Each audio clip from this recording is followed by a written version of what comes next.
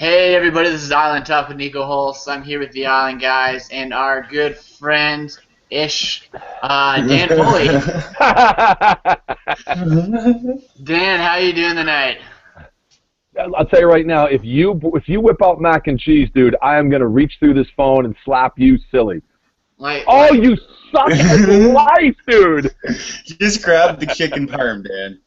And right back. And it's dude, Star Wars again, too. Listen, I work for the post office. I can bury you in junk mail. I can absolutely have you inundated. It's okay. I live in an apartment complex. I get so much junk mail for like 8 other people. It's not even. It's ridiculous. I don't even get my own mail. That's beautiful. It's all credit card bills. I don't have a credit card. Good. Pay it through the mail. Help keep me employed. Yeah, I just sent it right back. All right, Dylan, how you doing tonight? What's up with the hair? I'm doing pretty good, Niko. I'm a little drunk right now. Kind of sounds like you're holding one in there. You should have dropped that before the show started. I don't need any of your lip, Niko, you piece of shit. I don't need to tell you what to do with my life, Niko. Alrighty. And Dan, other Dan, with less hair on his face. How you doing? Oh, pretty good. I'm excited for our Halloween special. Dan came as a postal worker. I love the costume. And fun fact, Dan is actually not Dan Foley. But Dan, he's actually not wearing pants under that top. So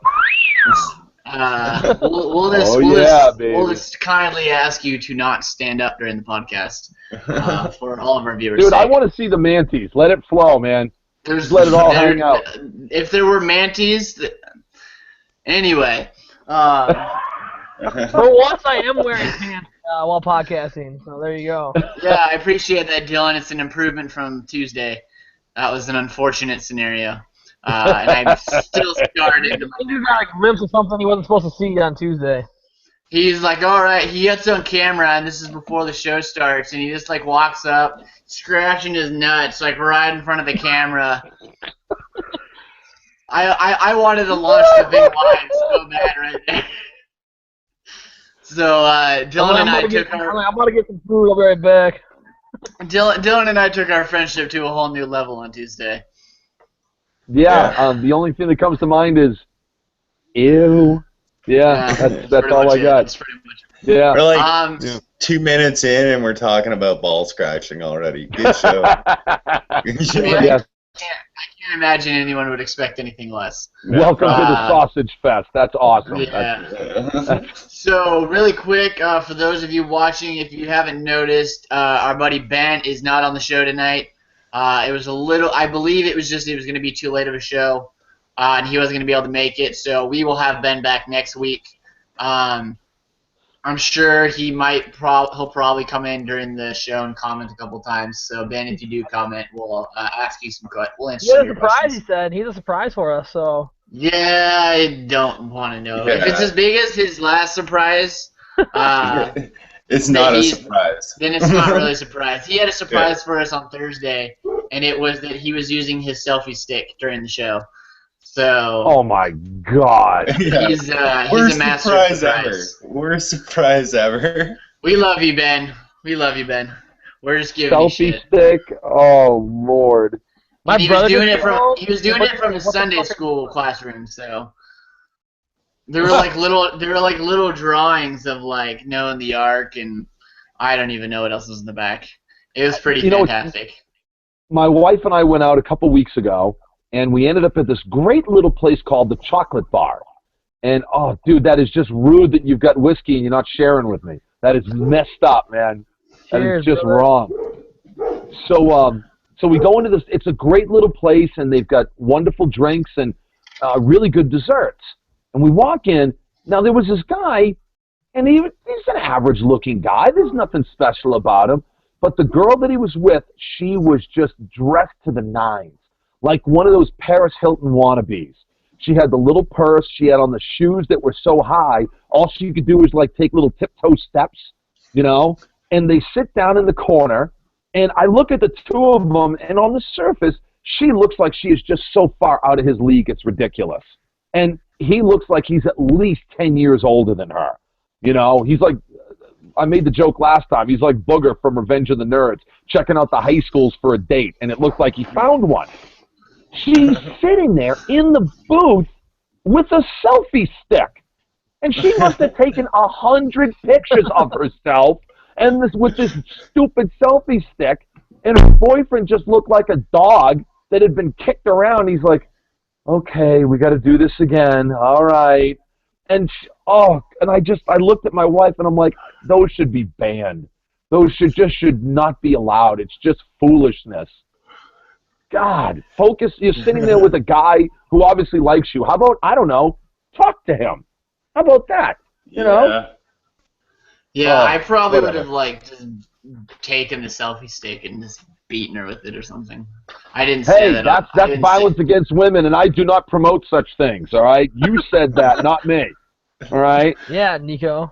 Well, what if he wishes that some supernatural entity would come down and hit the woman with the selfie stick? Would that be better, Dan? Still promoting supernatural violence against women. That's worse. Okay, all right. Yeah, that's so much worse. That's out of my hands, though. That's out of my hands. Yeah, well, you brought it up, so you're a bad, violent, misogynistic pig. So I'm that's, perfect for Survivor then. Hey, and we're just showing everything that you give us, Niko. We're not cutting it down or anything and putting it out of context. All right, to quote Sierra from last night, hold the phone, Dan. Is that a dolphin tattoo I spot on your tit? Yeah, it is. I'm actually Richard Hatch from Survivor Season 1. So yeah, I grade my hair with talcum powder, but it's not coming through good in on the laptop. No, it looks good, dude. Oh, okay, and I also added some fake blood on my neck because I'm zombie Richard Hatch. I had to give it a Halloween vibe. You should have had the bite on your arm, and you could have said you got bit by the zombie shark in All Stars. Oh, true. Yeah, you might as well write me a check for your brains already, guys. So there we go. And then he won't. And then he I won't was working on that all day. And then he won't file the brain tax, so you'll be sent to jail. Well, when you munch into Dylan's, you're going to get shit-faced. So that's kind of nice. That's like an added bonus right there. It is a bonus. I'm already living inside Dylan's head, though, from the power rankings. So, Dylan, I need a key to move in some furniture next week, Dylan. So if you could give me one to your head, that'd be great. I think he's got a lot of space to rent up there, so I think you got plenty of room. Man, you are on fire tonight with your hate, dude. What is that? I've been getting hated on all week. Dude, you are getting ranked on. He gets hate from the fans. It's kind of a thing now. Yeah, Dylan's become the resident punching bag, Dan. So I was just going to say he's the resident Dan Foley. That's nice. Yeah. I know. How's it feel to be on the other side, Dan?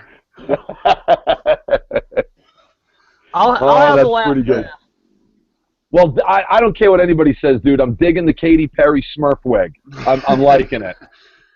Niko, you should do a screenshot so people know who I am. I'm Rick Sanchez from Rick and Morty.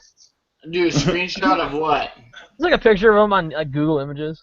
He'll do. I'll try to find one in a little bit. I'll get the screenshot out. But hey, this is the Survivor podcast. So what do you guys say we talk a little bit about Survivor? Oh yeah. Yeah. There was a tribe swap. There was. So yeah. So there was a tribe swap. Yeah. There was a tribe swap last night. And there's a pit swab going on. That's lovely. That's dude. That is. That's all clap. Dan, you're a hawk for the feeds though. You got an eye for what everyone's doing.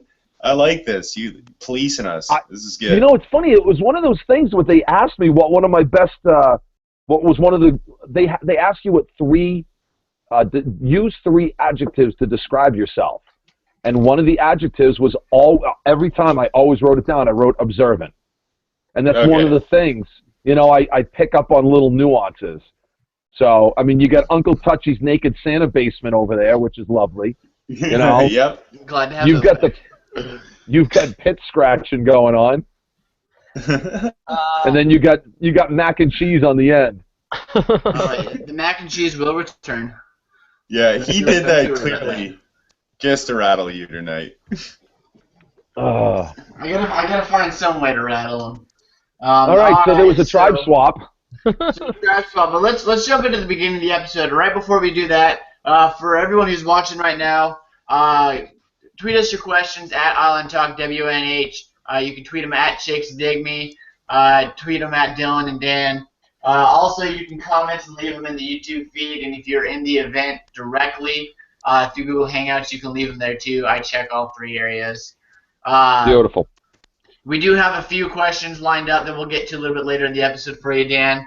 We actually do have people that actually give us questions before the show now. We've really moved up in the last 3 weeks since we had you on. Very nice, guys. Excellent. Glad to hear it. I think we've doubled or tripled our viewership probably, which is like 4 people from 2 to 4. Right, yeah, we went baby steps, baby steps. Someday you guys will be double digits, man. Yeah, hopefully. Someday. We'll get there when we get there. So last night's episode 6, Bunking with the Devil. Dan, you were in a season where you bunked with the quote-unquote devil, so I feel like you'll be able to give us some good insight. Obviously not the same devil, but same idea. Let's just jump into the beginning of the episode because it really gets straight into not a medevac, I guess, but just the whole incident with Terry. And I just kind of wanted to talk about this now at the beginning of the podcast. Terry Dietz, he gets the information from Jeff. He gets woken up in the middle of the night. Your son's in the hospital. Your wife and your doctor say you gotta go. And Terry, knows that no question, I'm out. And he's out just like that. I like the way the show handled it in terms of the edit itself, where they started off with the episode, they got it right out of the way, they took it very direct, and I like the little piece they had at the end with him and his son. Yeah, me too. That was really good. I was wondering what they were doing when they did the Woo post-vote confessional. Said the same right thing afterwards, and I'm like, that's weird that they did that. And like my I wife, was like, she didn't notice it at I first. fuck up and forget I know it. that's what I was like. I'm like, they only do that in the finales usually, so it kind of caught me off guard. No, they actually also do it for a 2-hour episode. Yeah, that's so true. As soon as I saw that, I thought, wait a second, is tonight a 2-hour episode? Right. Yeah. And I'm like, why did they do that so quickly? And I'm like, well, something's coming. So yeah, that was something that was really classy. It was really it definitely showed a better side of Survivor, and I was impressed. And then Probst stuck his face out there to for organ donation, and and seriously, that was really nice. Yeah, so I really like that, and I think a lot of people knew this was coming. It was kind of all over social media. I didn't see it until a few weeks ago, but I'd heard little bits and pieces that something happened with Terry during the season. I didn't know what exactly, but I'd heard about his son getting the heart transplant, and I kind of didn't put it together until a couple weeks ago. Sharp like a marble, you are. That's good. I am. I try to keep my wits about me.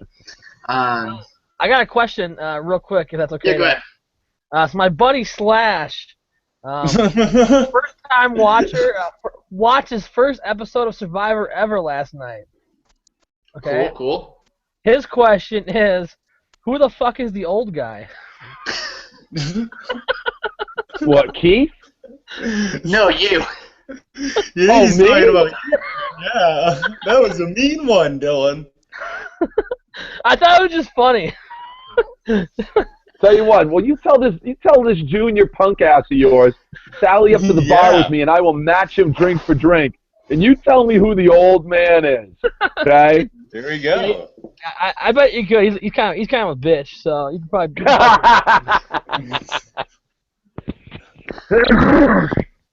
Oh, That's pretty good. That's pretty good. Who's the old guy? That's funny. That was pretty good. All right, so. And for the record, I am not gray, okay? I am Arctic blonde. Arctic blonde. That's right. That's what this is. Arctic. That's what it is. Cold That's as right. ice. Arctic blonde. All right, so there was a tribe swap. So there was a tribe swap. So Yeah. just closing it out. So like they showed last night, just Terry overall in the season. You knew something was going on. They were giving him a really positive edit, giving him a lot of airtime. But they also showed a lot throughout the season of him being off by himself and the tribe talking trash not about him in general, but just voting him out. Targeting him and stuff. Do you think they were showing that to show that he wasn't really going to have a chance, so he wouldn't feel as bad for him going out?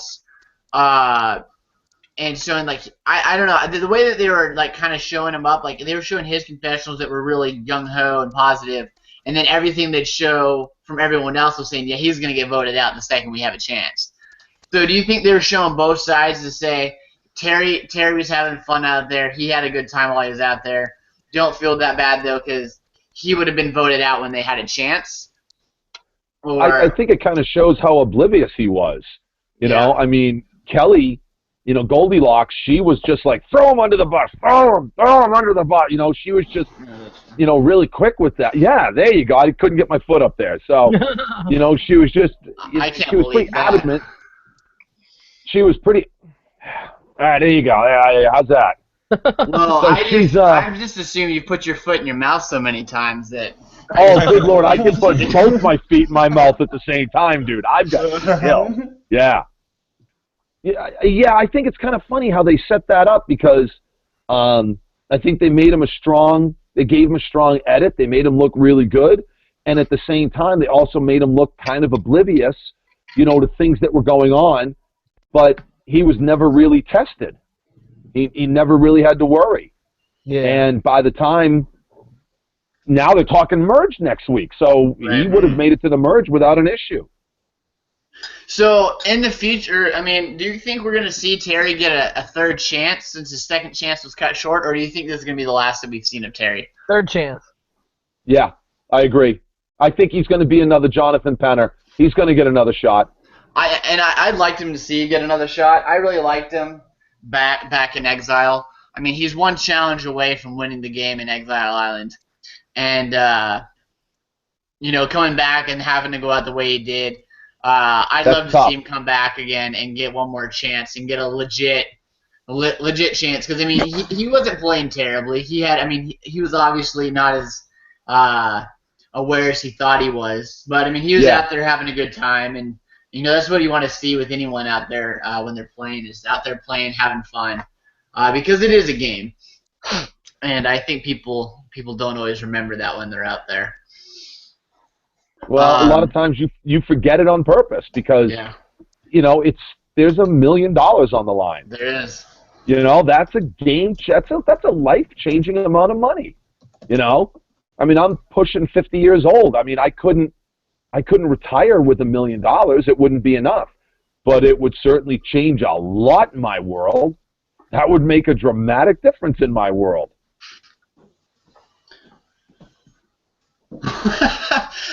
Okay, so I've been kind of monitoring questions throughout the podcast and waiting to get into them. I don't know if Dylan's looking at the YouTube questions, so I'm gonna have to get a couple of these questions out there, and this one's making me laugh, so we're gonna get to this one first. This is from Kaylin Crown in the YouTube feed.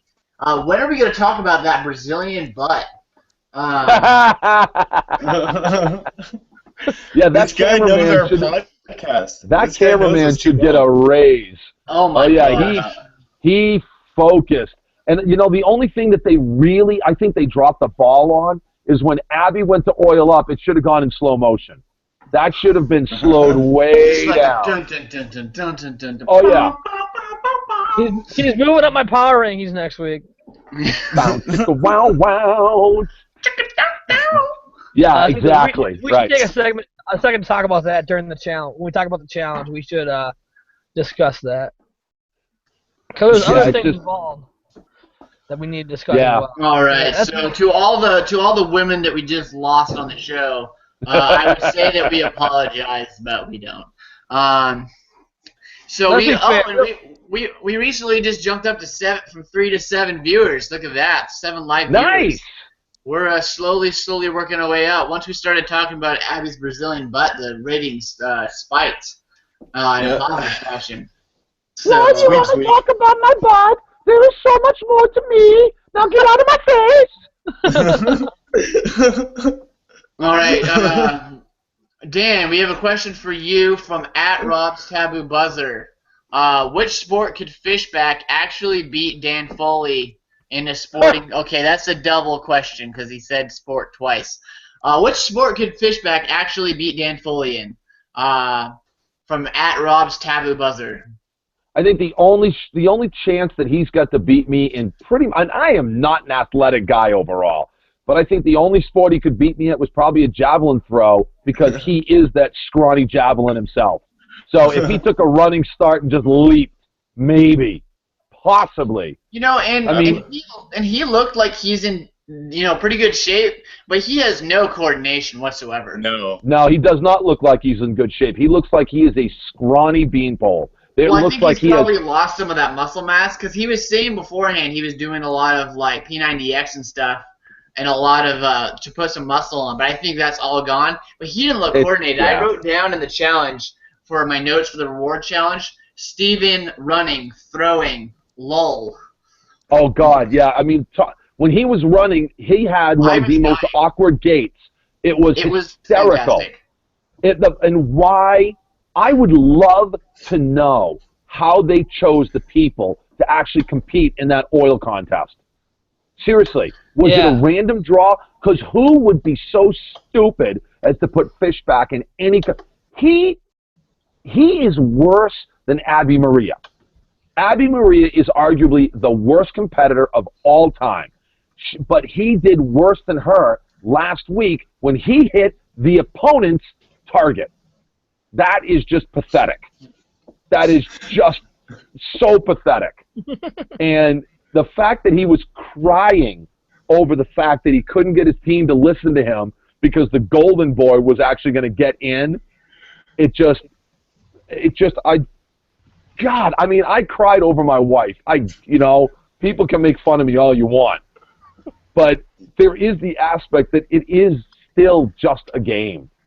And if he's going to cry because Joe is still in the game, oh my God, I can't wait to have the Fishback is gone party.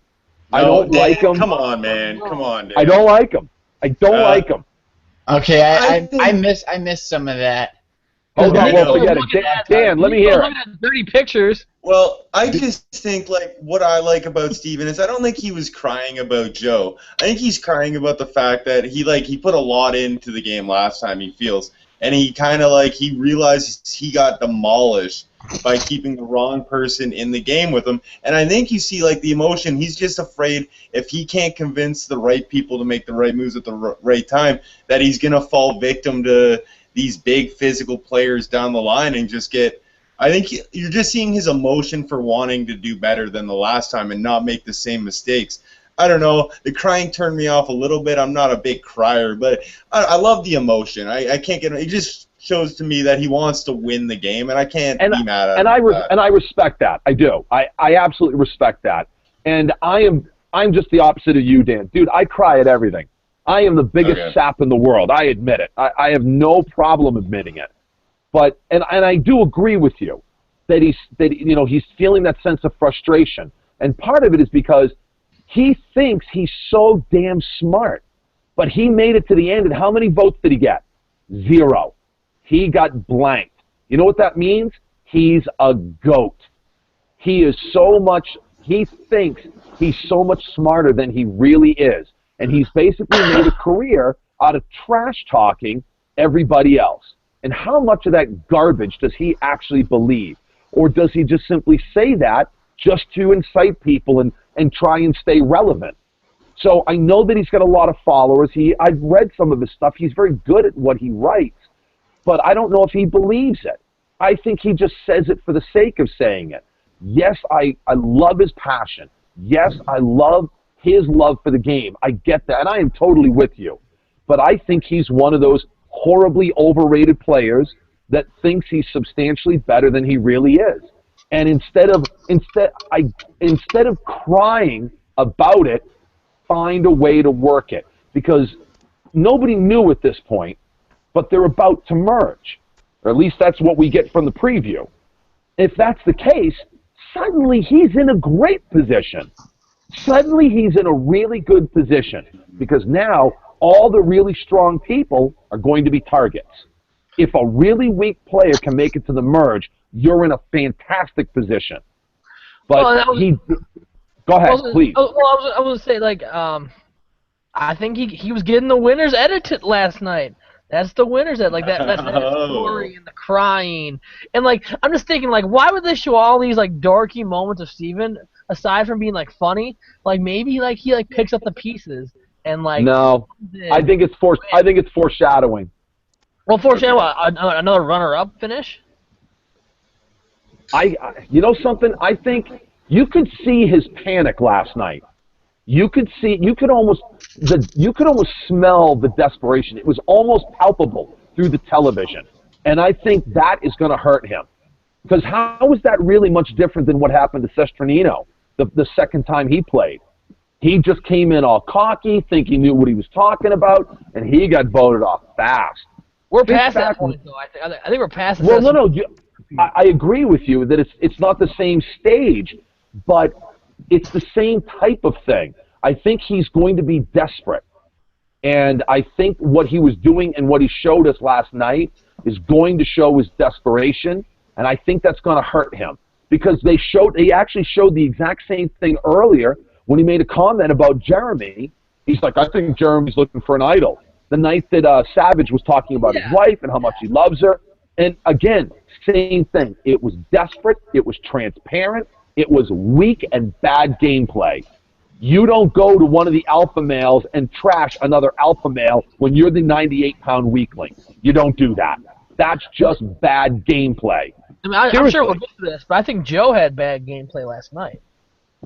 I do too. I don't disagree with you. We can talk about that when we get to it. Obviously, I mean, we're getting a little ahead of ourselves. But yeah, I mean, I think I like where Steven's at, and just a final comment or whatever on the Steven thing before we get back to whatever else. Just like, I think he's in a great spot, as you said earlier, Dan. Yeah, he's weak. That's a great spot to be when the merges are coming up. You know, you can probably survive a couple of votes if he can maneuver back and forth and be a flipper for a couple of votes. I think he can find the right people to go the end with. That's dangerous, though, because if once you get to the merge, you really need to settle in. You know, you can't play that John and Jacqueline role. You can't keep flopping around like that, because now people don't trust you because you don't settle in. You know, I mean, Abby, I don't know if she flipped as much as she jumped ship. There's a difference. A lot of ship. She's like the Bermuda Triangle of Survivor players. Any ship that gets with her is getting sunk pretty soon. Well, the problem with Abby is that she's venomous. She really is. She's poison. And actually, Max Dawson said those exact words about Shireen. He said she was just poison, and anybody that associated with her was in trouble. And how was that any different than what happened with Spencer? You know, both her and Spencer were on the chopping block, and, you know, Spencer survived the cut. And that was really early in the season, but, you know, and Abby's kind of the same way. You know, they needed her vote, and that was really smart. They placated to her to keep her because they didn't know what tomorrow was going to bring. Joe, on the other hand, he didn't play that role. So, and again, I'm jumping ahead. I shouldn't be telecasting like this. All right. So let's get back to the tribe swap. Yeah, there was a tribe swap. Yep, there was. And but no, I actually want to get to a couple questions. Like I said, we got quite a few questions. We still got more coming in. Oh, good. Bring them on. So we have one question here, and this is about Savage. This is from Aaron Jr. at Aaron Jr. 88. I just had someone tweet at me right now, said read the YouTube comments. Yeah, Josh, we're reading the YouTube comments. We're just kind of letting the show flow. We'll get to your questions. All right, Josh. But this one is at Aaron Jr. 88. He says, hey guys, Savage is the only castaway to play on Bayon, Angkor, and Takeo. Could this work to his advantage during the merge? No. So Yeah. Go ahead. I think it could help. It kind of depends on how people still see him. I think he pissed off Sierra last night, and Cass jumped on board with it, and you saw some telecasting from the Survivor gods about, they're going to unleash the beast in Cass. But I don't know. Terry is a potentially a really good player. I don't think he looks at some of the big pictures, especially when it comes to some of the younger players. And I think he saw a big loss of control last night. I think that could hurt him down the road. I hope it's a wake-up call for him, though. I like Terry. I keep saying Terry. Sorry, Andrew. I really want to see Andrew do well. Yeah, I don't really like Andrew that much. I don't know why. I think, like, for me, Dan, it's just, I think, like, he's too, not full of himself, but overconfident, I feel. And like you said, he kind of misses that big picture. And I think, like, his social game's a little bit overrated, just in the fact that I think, like, he neglects certain areas of it, like the younger people. And really, I don't know if he had any idea that vote was being shifted tonight. No. And I just think, like, No. I think he just rests too easy, and he's not the type of player that's going to sniff things out. I don't know. I kind of lean towards the more, not strategic, but I like people who are willing to get their hands dirty. And I think Andrew's kind of like, he'll do it when he needs to, but he's not going to go out of his way. Let's say, like I think Dan, you're very, very, very right. We talk about his social game is lacking. He can only work with certain type of personalities and certain types of people, and he just rubs people the wrong way. Like, I think I could work with Savage. Like, if I was in the game, I could handle it. But people who are like more sensitive and maybe more like impulsive, like, wouldn't want to deal with it. Like, if I was in Sierra's shoes, I mean, I know you never want to have your name thrown around, but I might have just voted out Spencer. Like, I've been like, I got to tell you, I really thought Savage was going home last night. I really did. I did, 100%. As soon as he said, it's good, I feel like we're in control, I feel like things are going on, this is good. And then I thought, okay, or maybe it's exactly like Spencer. Spencer said, I'm in charge right now, things are going the way I want them to. Next thing you know, he's on the chopping block. And I really thought that they were going to get rid of Savage last night, which in a lot of ways would have made sense to me, But well, I really think that Abby had a hand in getting rid of Wu last night that they didn't give her credit for, because she really was still upset with Wu. I'd agree with that. Go ahead. Well, like, you can't vote out, like, if you're Cass, if you're Sierra, it's risky voting out Savage because that's basically a buy-on betrayal. So you kind of risk that backlash potentially. But I do agree that Abby probably did play a role, because it never really showed, like, Abby, like, flipping on Wu. Well, I can confirm that, too. They're on Twitter last night when Eliza was ranting about how Savage didn't get voted out because of her loathing of Savage for saying mean things about her little nerd lover. Honest things about Fishback? Mm-hmm. But she asked, why didn't Savage go home? And Sierra just tweeted a one-word answer of Abby. And that's why Wu went home, because they needed Abby's vote, and she only wanted to vote for Wu. And so that's why Wu went home over Savage. And again, that makes perfect sense to me. Yeah. It really does. So I want to get another couple questions answered. Bring them on. So we've got, let me see which one I want to get on to. So Josh Muscle says, as much as it made great television, voting out Wu and keeping a smart player like Spencer was just an awful move. Okay, that's an opinion. But that's from Josh. But Josh wanted to point out. Hold on there, Josh. I don't think that's a completely terrible move, because I think Spencer's actually better at challenges. And merging at 14, that's way early. That is a really early time to merge. I think they're at 13 now, because we lost 13 people last night. 13 with the Terry being, like, taken out of the game. Yeah. Is it 13? Okay. Yeah, because we're 6 episodes in and we lost 2 last night, so we've lost 7. But even 13 is still early. It's really early. I think that's the largest amount of people in the game with a merge, if I believe so. I don't think they've ever had a 13-person merge before. Dan, when did you guys merge last year? Was it 12? We merged on day 17 with 12. Okay. And we didn't expect it. We didn't expect it. Who was the first merge? I can't remember her name at this point. Kelly Remington. Yeah, the girl that got hit in the head. Yeah. So she was the first. She was the first merge boot, but she did not make the jury. Right. That's what I was confused about. Okay. So again, you got 13 people at this point.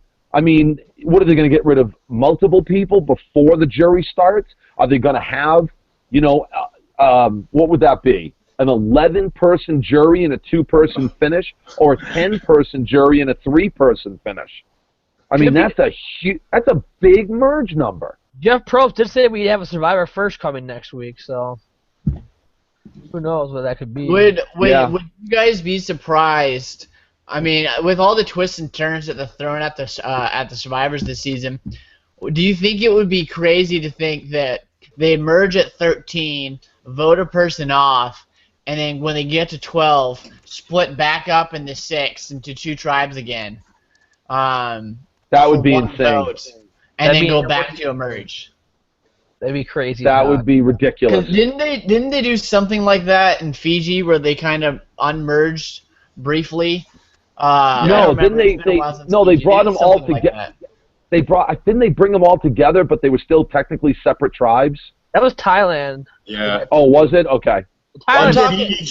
In Fiji at the merge, they made like 2 tribes for the immunity challenge. That's when Michelle Yee got voted out. Yeah, it was just for the immunity challenge. Twice. Was it? Okay. I couldn't remember. It was something like that. I haven't watched Fiji in a long time, for many reasons. Yeah, for many good reasons.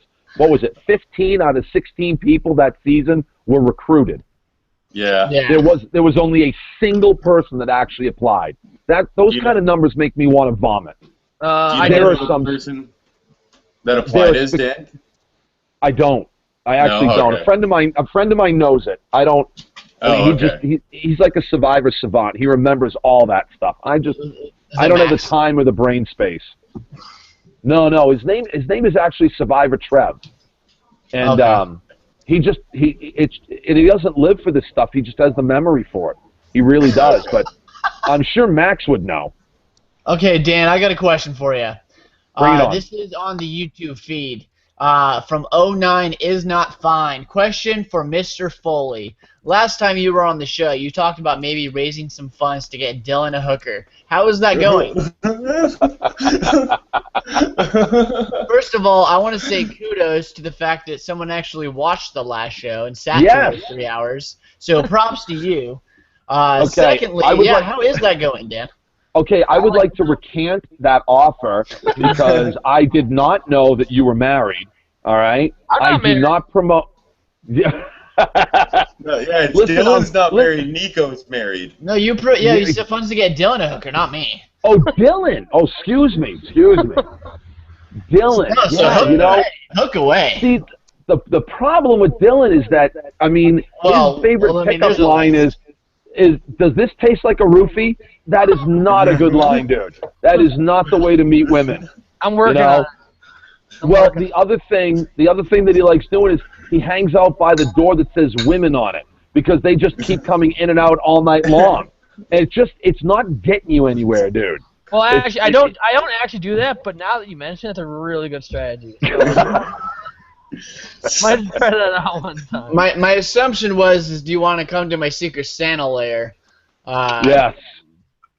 You want to fly down my North Pole. I might try that on Tinder, too. The Santas are in full force. On Tinder? Oh, look at all those Santas. Yeah, you guys didn't even get the full picture. And we have more in storage. Dude, that's creepy as hell. It really is. Well, I said, it's not even Christmas. It's like Halloween. In another room we have angels, and in another room we have snowmen. So it's like a three all right, room. So where's the room where you murder people? It's right there. That's the room. That's the room. That's the room. It's the living room. It's the first room they check. You gotta have a secret room if you want to do that kind of shit. Well, Not I actually got to Minnesota. meet. So I got to meet Tarzan. I got to meet Greg Smith, and his house is actually kind of like what you're describing. One room is the polar room. It is brilliant white carpet, a full-size stuffed polar bear. He actually crafted stalactites and attached them to the ceiling. And the snowy room leads into the Christmas room. And it's all brilliant red and green with little Santa Claus and elves all over the room. It is so creepy. All year round. This is like, he's been on HGTV for Home Weird Home or Home Strange Home. Okay. Something like that. I've seen that. He has a full-size Nosferatu hanging from the ceiling. As you go up the stairs to his second floor, one of his bathroom is the under-the-sea bathroom, and he actually has like the shark coming out of the wall. But he's got the Grimm's fairy tale bedroom, and he's got the three little bears and all the different, But the weirdest thing is, I mean, you guys are young. Niko, how many pictures of just your wife do you have in your apartment? Probably like none. Okay, none, right? I'm happily married, right? And I've got pictures of me and my wife and friends, and we've got a bunch of them around the house, family pictures, okay? Tarzan has hundreds of his wife, and the vast majority of them are her naked. No, really? Oh, yeah.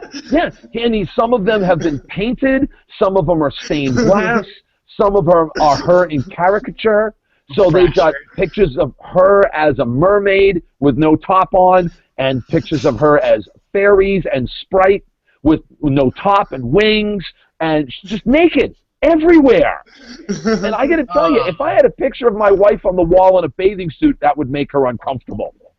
But she's naked everywhere, and I'm walking around the house, and I'm kind of like this, because I'm trying not to look at the naked pictures as the woman is standing next to me. I would have been like.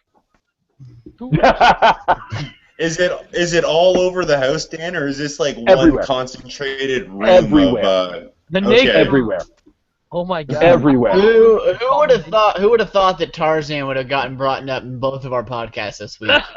I knew he was one of my favorite players for a reason. So I'm telling you, dude, that guy got a flawless edit. He is as crazy as a sack of cats, man. He is loopy. Hey, He is absolutely loopy. There was He really is. a foot up in the And he will tell you, I have no friends because he's just that. Oh no, he doesn't. I'm not joking. He is just that abrasive. He really is. He's horribly abrasive. I want to be his And friend. okay, so some people, their intelligence is here and common sense is here, or it's the other way around. Okay, I mean, it's the rare individual like you and me, Dan, right? Yeah. Okay. We're up here. Okay. Right. Right. Tarzan is a neuroplastic surgeon. Yeah. He is a concert-level pianist.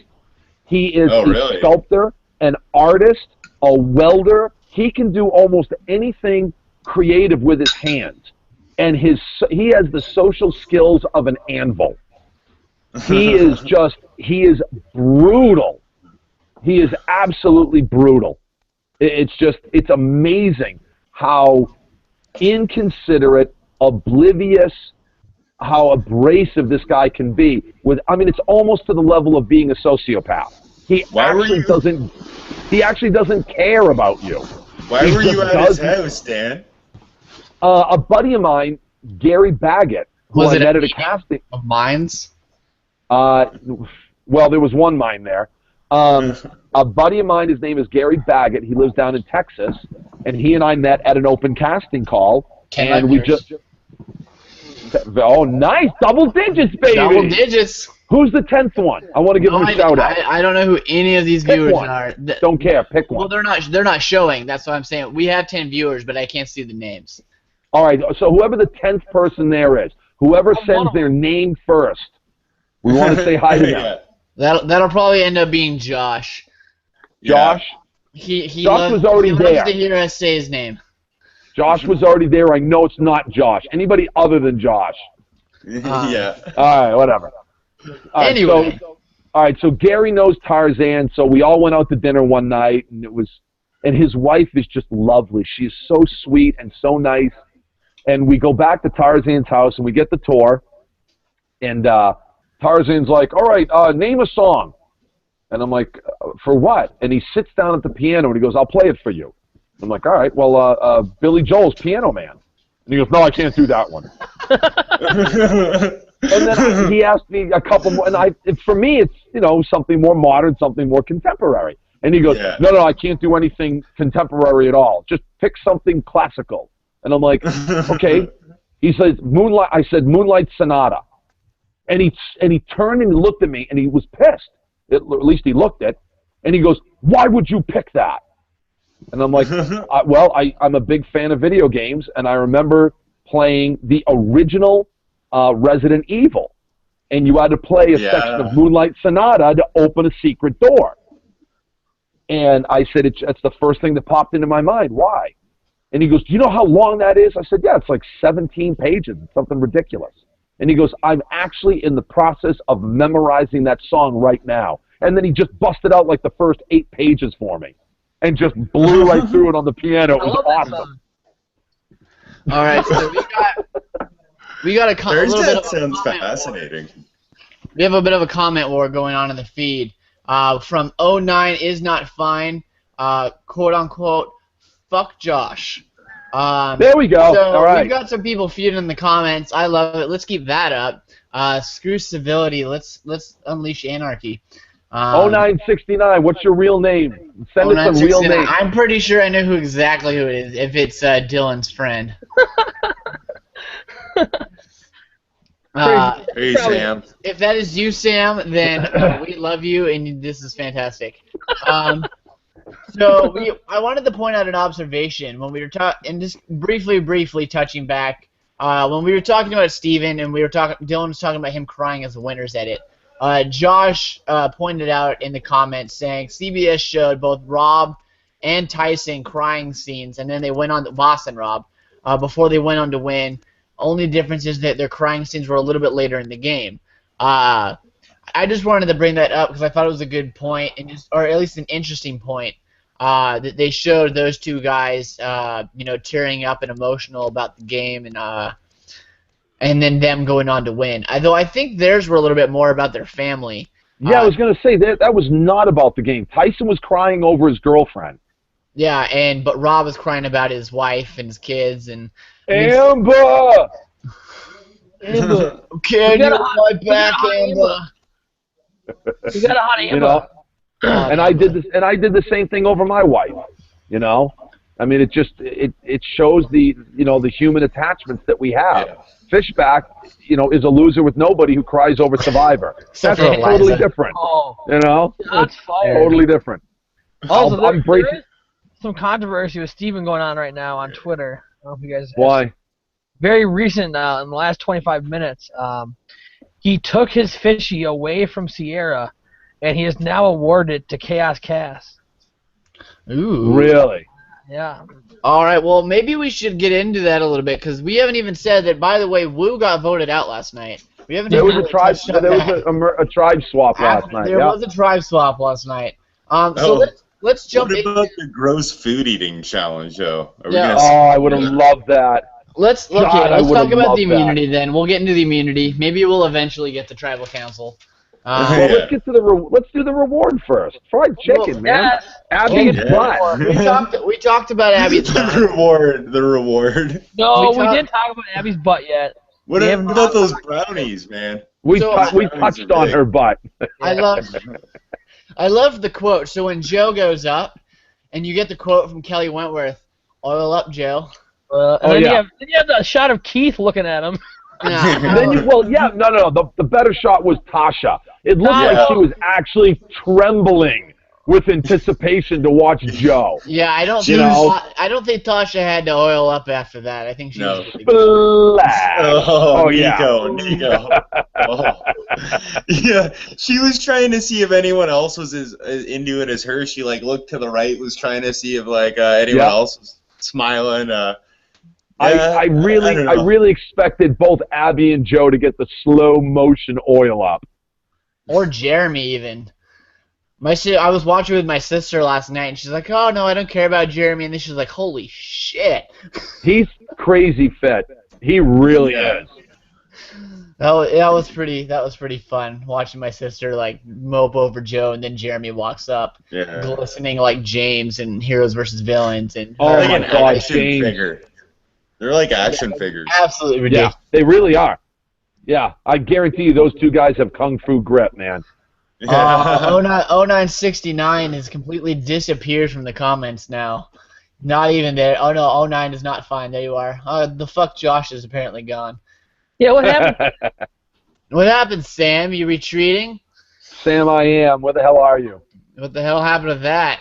Okay, how many of you laughed hysterically when Abby just simply turned and walked away before the round was over? That was pretty great. I mean, I wasn't really laughing because I was asphyxiated elsewhere, but yeah.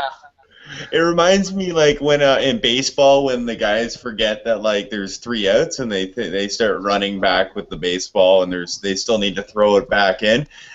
But the funny thing was she comes back and turns around and just nails the shot right away. I mean, nothing was a real big surprise in that reward. I expected Fishback to do poorly. He did, Inglorious. The one thing that I was really surprised at, though, was they showed the final round between the two Kellys, and Kelly Wentworth waited for Wigglesworth to throw, and all I could think to myself is, we don't know that for sure. And I'm like, what are you waiting for, woman? Throw the damn ring. No, we don't know that. No, they showed it. Well, they actually showed. He walks in front of her. No. When they cut, so they show Kelly getting to the mat first. They don't show her throw though. They show they show Wigglesworth get to the mat and they show her throw, but they did from a different angle. So we don't know if Kelly Wentworth threw before Kelly Wigglesworth did. They had panned out. Yeah, that was a wide shot. You could see the two of them. You even hear Kelly's tribe mention I think they say, why is she holding it? Yes. So I think Kelly was trying to line up the shot or something. So she did. I think she did hold on to it a little longer than Kelly Wigglesworth was doing. I noticed that too, but I thought that it was just an edit, that they missed more than they showed, and they cut it down. Well, I'm sure they probably did, but they showed a panned out view and made it look like not only did Wentworth take so long, but Wigglesworth threw hers and then walked in front of Wentworth to prevent her from throwing it. Yeah. And she hadn't even gotten a shot off yet. As soon as Wigglesworth's ring came onto my side, I would have thrown it, no matter what. I would have thrown it right away and made her walk around my path. I would have made sure she could. Bumping basketball. Yes. You play bumping basketball, Dan? Yeah. Yes. Yeah, Nolan bumped my ass. Yeah. No. Yeah, you go around me, bitch. Okay, that's how that works. Touch that one. There is a lot of geography to get around here, okay? When I set a pick on you, man, you have to roll way around me. Yeah. So yeah, I was surprised. I thought Kelly was smarter than that. I gave her a lot more credit than that, and I was actually really disappointed. I would have thought she would have, if you want to line it up, that's fine, but get that damn ring off. I was really surprised at that. We got a comment from 09 is not fine saying, I've never wanted to be a slip and slide more in my life than last night. Well, tell her what, he gets to be Fishback slip and slide. Oh, nah. You get to be the Dan Foley slip and slide. So another thing Hold up, baby.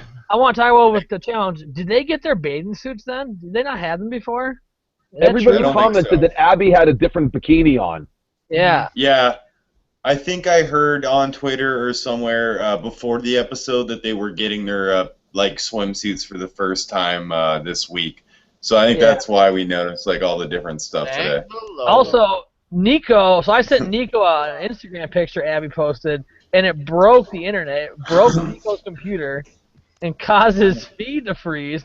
Niko, can you explain what happened there?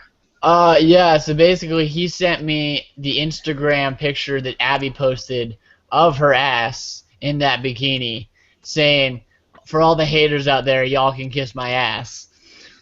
And when I clicked on the link, it popped it up, and it immediately dropped my feed, which is why I cut out of it. That's beautiful. Yeah, but you know what the funny thing was, Niko? It The literally picture killed the froze. The picture froze. In your face spot, and it was actually taking up space there for like 5 minutes. So you were Abby's ass for a while, buddy. So You can kiss my that's not the worst thing to be. And all I'll say is you're welcome, viewers. So we got a couple more questions. If for those of you out there who are sending them in, keep sending them in. You can tweet them at us again at Island Talk WNH. And keep leaving them in the comment section of the YouTube. We're getting to as many as we can. So one of the questions I wanted to get to, and I'm trying to find out where the hell it went, and I lost it. So guess what? I found one that we didn't get to from Rob's Taboo Buzzer. Yeah. Okay. Nice. Bring it on. Bring it on. So Rob's Taboo Buzzer, it's not really a question, it's more of a comment. Let me see if I can pull it back up. I have it here if you want me to go, Dylan. Yeah, go ahead. Yeah, do the one where you Yeah. know what I'm talking about. Yeah, you got it. Yeah, so he wants to know, there we go. He thinks Dylan looks like a blue-haired Princess Leia. And also he wants to know, Dan, who would you dress up as from the Dirty 30 if you had to for Halloween? Oh, God. With this beard, I'd obviously go as Sierra. You know, that would, with my svelte build, I think I could... That was ruthless. That was I'm teasing. ruthless. I'm teasing. Because I it's white, it noticed blends in. No, I love Sierra. And I think Sierra would slap me if I made that comment to her, but she would laugh. I know girls are a little sensitive about missing their face wax, I imagine, out on the island. Wow. Even to say that you have to get your face waxed to a girl. I know girls that get their faces waxed. Hey, Well, hey. No. I mean, like, even if she gets like she's Italian and she's got like the full beard and mustache going on, they don't want to hear, "I need to get my face waxed." That's really. I can't say it. I can't talk about it. That's right. I have to have Okay. I have to have some grooming done. You know. Yeah, Dan. That's like, I need you to coach me. You can be my dating coach. I know how to talk to women. Okay. I know how to how talk. Watch Survivor 30. He's got tons of just nuggets of gold in there. No, That's I'm saying right. I don't know how to talk to women. So there you go. I need a dating coach. If I had Rule- to pick someone to dress up as from the Dirty 30, Dylan's on topic. I know no one asked me this, but I'm gonna answer it anyway. Yeah, I want you in, dude. Okay, I believe we asked you to dress up as somebody from the Dirty 30. Did. Oh, I we was, did. I was We heavily pressured from the viewers and to dress up as you, Dan. But I wasn't down to shave my head or like shave. I'm really disappointed in your commitment to the podcast, Dylan. It's And a I- lack of commitment. This costume costs like $60, so. You got Well, I was raped. gonna say you get the full beard and it's all brown, so you could go as Max, dude. Yeah, I say Yeah. Max. I am trying to grow a man bun though, so. Nice. Well, I'm going with the reverse mohawk. The That's reverse- that's what I'm going with. I did have Nailed it. I did have a coworker a few years ago ask me if he could dress up for Halloween. I'm like, I don't care, man. Dude, just go ahead if you want. And he goes, well, I kind of need your permission. I'm like, why? Well, I want to dress up as you. What do you mean you want to dress up as me? And he actually did it. He actually put on a postal shirt, and he had on I'm sorry, take that back. He found a T-shirt, and he put because I get some fur rolling, so he had chest hair coming out from the collar, and then he had hair coming out from the sleeves of the arms, and the T-shirt was white, and it had red letters on the front of it, and it said, "This is what awesome looks like." So that was the T-shirt that he wore, and he had camouflage cargo pants, and I swear to God, he shaved his head just like me. He had a full head of hair, and he actually shaved it. And the worst part was he looked like my friggin' brother. He looked just like me. It was amazing. It was so cool. So Dylan, from 09 is not fine. We have a comment for you. Man bun, Dylan? Really? Are you just striving to attain that chomo look? That what look? I don't know what that even means. I'm trying to be Chomo? Joe, bro. Chomo? I'm trying to look like Joe. Dude, there is nothing you can do on heaven and earth that would make you even look in the same realm as Joe. Yeah. I got a Nothing. diet. You could work out for like a year. Ever. Forever. You could have The Rock come into your basement right now and give you that like Hercules diet and workout regime that he did, and you still Steroids. Never. You Right. get the Stephen Fishback body. I'm gonna do some before and after pics, and I'll post them on my Twitter, and we can. Mom, I'm gonna hold my. Dylan's mom, Meatloaf. More Hot Pockets. You're like Blue Raja from Mystery Men. Mom! Yes. Oh. Great reference, Dan. Great reference. All right, who are we then? You gotta cast us all in the Mystery Men now, Dan. Who are we going with Mystery Men? If he's Blue Raja, Dan. I mean, clearly you're, Mr. Furious. I mean, that's all there is to it. And that makes Niko the bowler. Oh, he's the bowler. Or is he the ball? The little skull inside. The dad? Yeah. Like 10 people know what we're talking about right now, I bet. They're like, that's 10. That's our entire audience. So. Okay. There you go. Those 10 people. Then they're dialed in right now. I love those vague movie references. That just makes me happy. Okay, so there was a tribe swap this week. Yeah, so jumping into the tribe swap. So anyway, Takeo wins immunity. Whoa, we just skipped. Sorry. Reward. Takeo wins reward. Psych, I fooled all of you. Takeo wins, and so we go back to Takeo, and we initially see this is where we see Savage laying out the plan to take out Spencer, and this is where he first tells Sierra, "Hey, we're gonna tell them it's you." And this is where we get the confessional from Sierra of hold the phone. I don't know how we feel about that. We just hit 12 viewers, by the way, so we're really, really killing it. So a couple points I wanted to hit here. One, it's about damn time we saw Sierra in the show. Do something. Do anything. She's had 2 confessionals before tonight, and she had 3 or 4 tonight. Last night. Winner's at it. I hope so, because she's probably my last hope for a winner. No way. I'm just kidding. She's not. But we finally see that. But I wanted to touch more on Savage, and we talked a little bit about Savage earlier when we were talking about him having been on all 3 tribes and would that benefit him.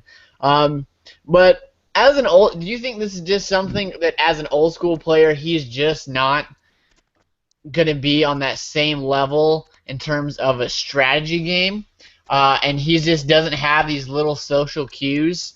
Why not say Kelly Wigglesworth? Tell Spencer we're voting Kelly. I'll tell you exactly what he should have done. I think part of it is just he's older, he's more mature, he's been around. He looks at somebody like the rest of them, and he thinks, well, you're just little, I'll take the leadership role. And I think that's part of it, but I also think, well, Sierra's worthless. It's easy to say it's her because everybody would believe it, but he can't come out and say that.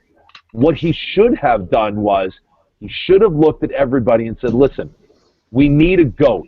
Is anybody willing to say, oh, we're all just going to vote so-and-so out? Is anybody willing to take that spot? Who's going to be the pawn? The pawn, basically. Right. Who's willing to be the name that we throw out there? Because obviously it set Sierra off. And, and again, I think that's just – he just looks at some of these other players as children, as his kids kind of thing. I have an issue with the edit here. I am not convinced that this conversation took place before the immunity challenge. Oh, I wouldn't disagree with that. I think because it doesn't make sense. I wouldn't disagree with that at all. To get that deep, to get that deep into picking someone out, because they made it look like he did this like a day before they actually had to, which is so dumb because people can sit on that and stir on it. Like, wait, what the fuck? Why am I the person? So I think I'm pretty sure this conversation happened after the merge, and if it didn't, then Savage is really, really out of touch. But Dylan, that would imply that the edit can at times be misleading to what's actually happening out there on the island. No, and I think that's crazy talk. I want to go back to when I remember them making an example of somebody about that. At a finale, they made an example of someone who questioned the edit. I can't remember. Misremembering things. I'm not very good like you guys are recalling these things. No. But if they ever did something like that, boy, what a dick maneuver that would be. Yeah. Seriously. Way to flip the middle finger at a season during a reunion. Yeah. Why would you publicly shame someone? Well, something. At the end of the day, I think he ended up looking worse than I did. I think so too, Dan. I actually agree with you. I mean, but yeah, if we're talking about it. That's not what the reunion's for, but it's not supposed to be. No. But I mean, seriously, if you really look at it, has every single season of Survivor been great? Yes. No. Thank you, Dan. Thank you. That's right. Not every season has been great. But what is the one thing? What is the one thing that is in every single season? Jeff Probst. Thank you very much. No matter what, he is there. So does he really impact a good or a bad season? No, because at the end of the day, it's about the cast. The characters. It's the characters. It's the cast to keep it going. They could replace Jeff Probst tomorrow, and people would be pissed. They'd be furious. But if the person was as creative, how about just say it the right way? If the new person was spoon-fed all the information before Tribal Council, got the same heroic edit that Jeff Probst always does, people would forget about Jeff Probst.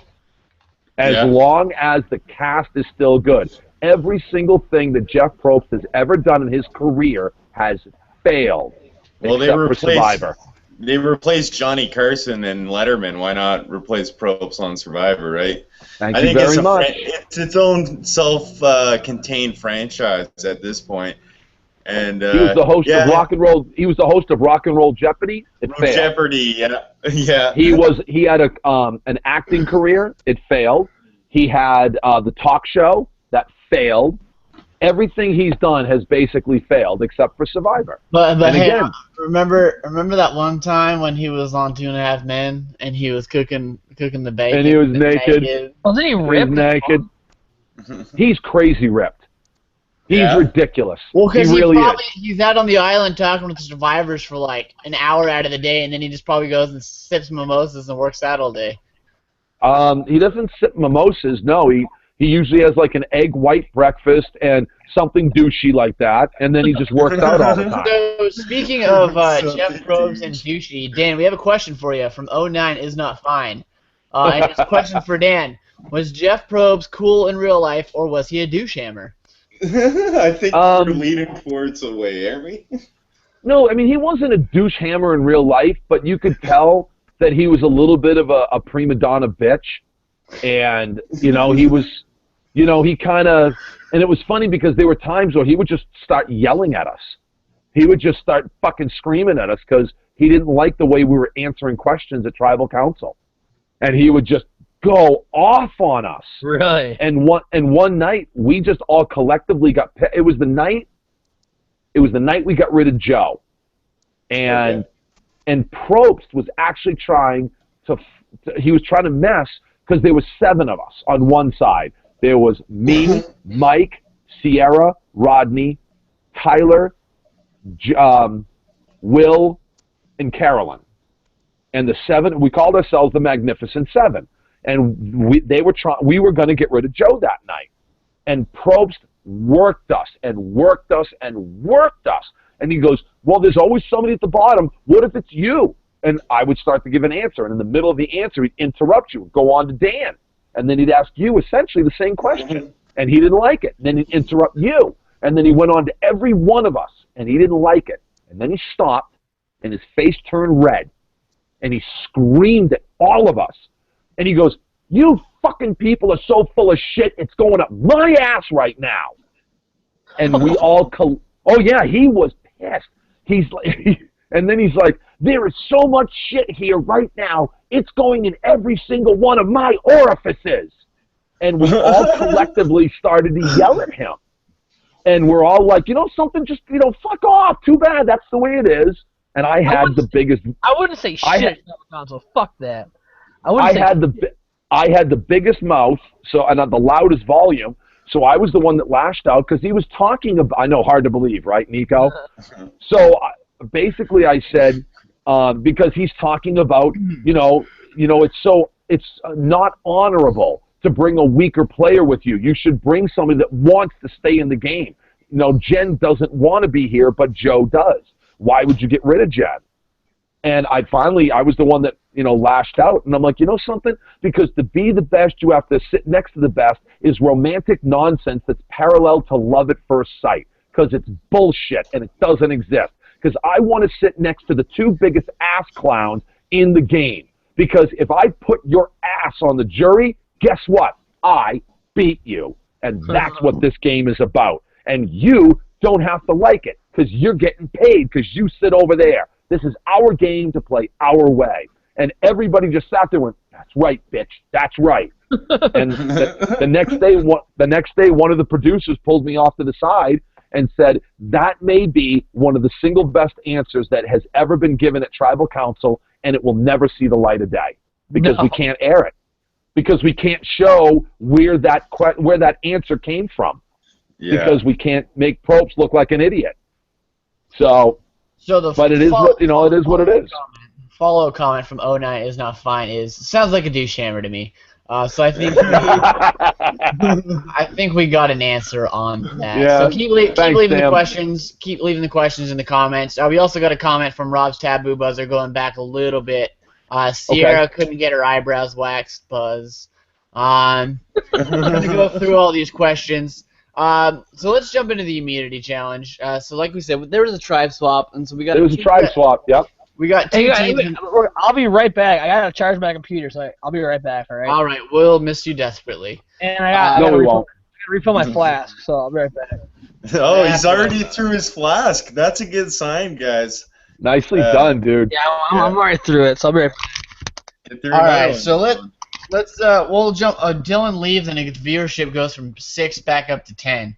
Nice. Dylan, just hang out in the kitchen for like 25 minutes. Let's see if we can get this into the 20s. Creepy Santa basement, man. The birds are out. We're in full Halloween form here. It's the birds. All right, so we go straight from Takeo. We go to the Bayon, and we kind of touched on this as well too, with the Steven Tier Fest. Joe wanted to get Kimmy out. Steven wanted to get Joe out. Jeremy saying I got to keep Joe because he's my meat shield. Which is brilliant. Which is brilliant. Absolutely brilliant. But I feel like we really don't need to jump too much more into that because a lot of it was Steven, and we really talked about Steven, I think, enough. Okay, so all right, the hell with Steven. How about just the strategy of Joe? Okay. Wanting to keep Kelly around and get rid of Kimmy. I think, well, at least for me, I think it's Joe, and when Joe's saying that, I think he's presenting himself as someone who's obviously playing for himself, and he's presenting himself as someone who isn't looking for what's best for the tribe, and it makes it very obvious that he's more loyal to his people that he was on Takeo with than he is with the people from his original Bayon. And so the people that were apart from him, that were initially with him on Bayon, are now starting to see he's already trying to keep Kelly over Kimmy, his previous tri-mate. And so I think he immediately added himself by saying, I want to keep Kelly over Kimmy to his original Bayon members. And I think it's going to put a big target on his back. And now with the merge coming up, I mean, from a level of 100% to totally fucked, how much of a chance does Joe have to make it through the next couple tribal councils? 10%. No, I would say if that much. He's got to win. If that much, yeah. He's got to pull a Mike at this point. He's going to have to run the gambit. I think the exact same thing is. Yeah, I think he's going to have to do the exact same thing that that Mike did. If you don't win every challenge, the one you don't, you're going home. And I think and again, I love Joe. I do. I think Joe is a great guy. I really care. I was just talking to him the other day. I really think he's a great guy. But I think that just shows his lack of knowledge of the game. Because at 14, you've got to presume the merge is coming soon. And why would you get rid of a smart, athletic, strategic player like Kelly? Why wouldn't you want her to go away? Why wouldn't you want to cut her? If you know the merge is coming, I want to keep somebody that I can beat at the end of the game at this point. That's where I'm thinking now. If it was earlier in the game, I want to keep strength. I want to keep assets and challenges. But Kelly, at this point, I would cut her loose. Well, I would cut her quick. And I like Kelly. I want Kelly to do well in the game. Well, and it's not even that. It's that most of these Bayon members on the tribe with him, they haven't played with Kelly. I mean, Jeremy played briefly with Kelly on San Juan del Sur, but outside of that, none of them have played really with Kelly in this game. And so none of them have any loyalty to her. And so for Joe to stick his neck out for her, that's putting a huge target. He's begging to have his head lobbed off. And I think, again, that just shows his lack of knowledge of the game. How many confessionals has Joe had? A lot.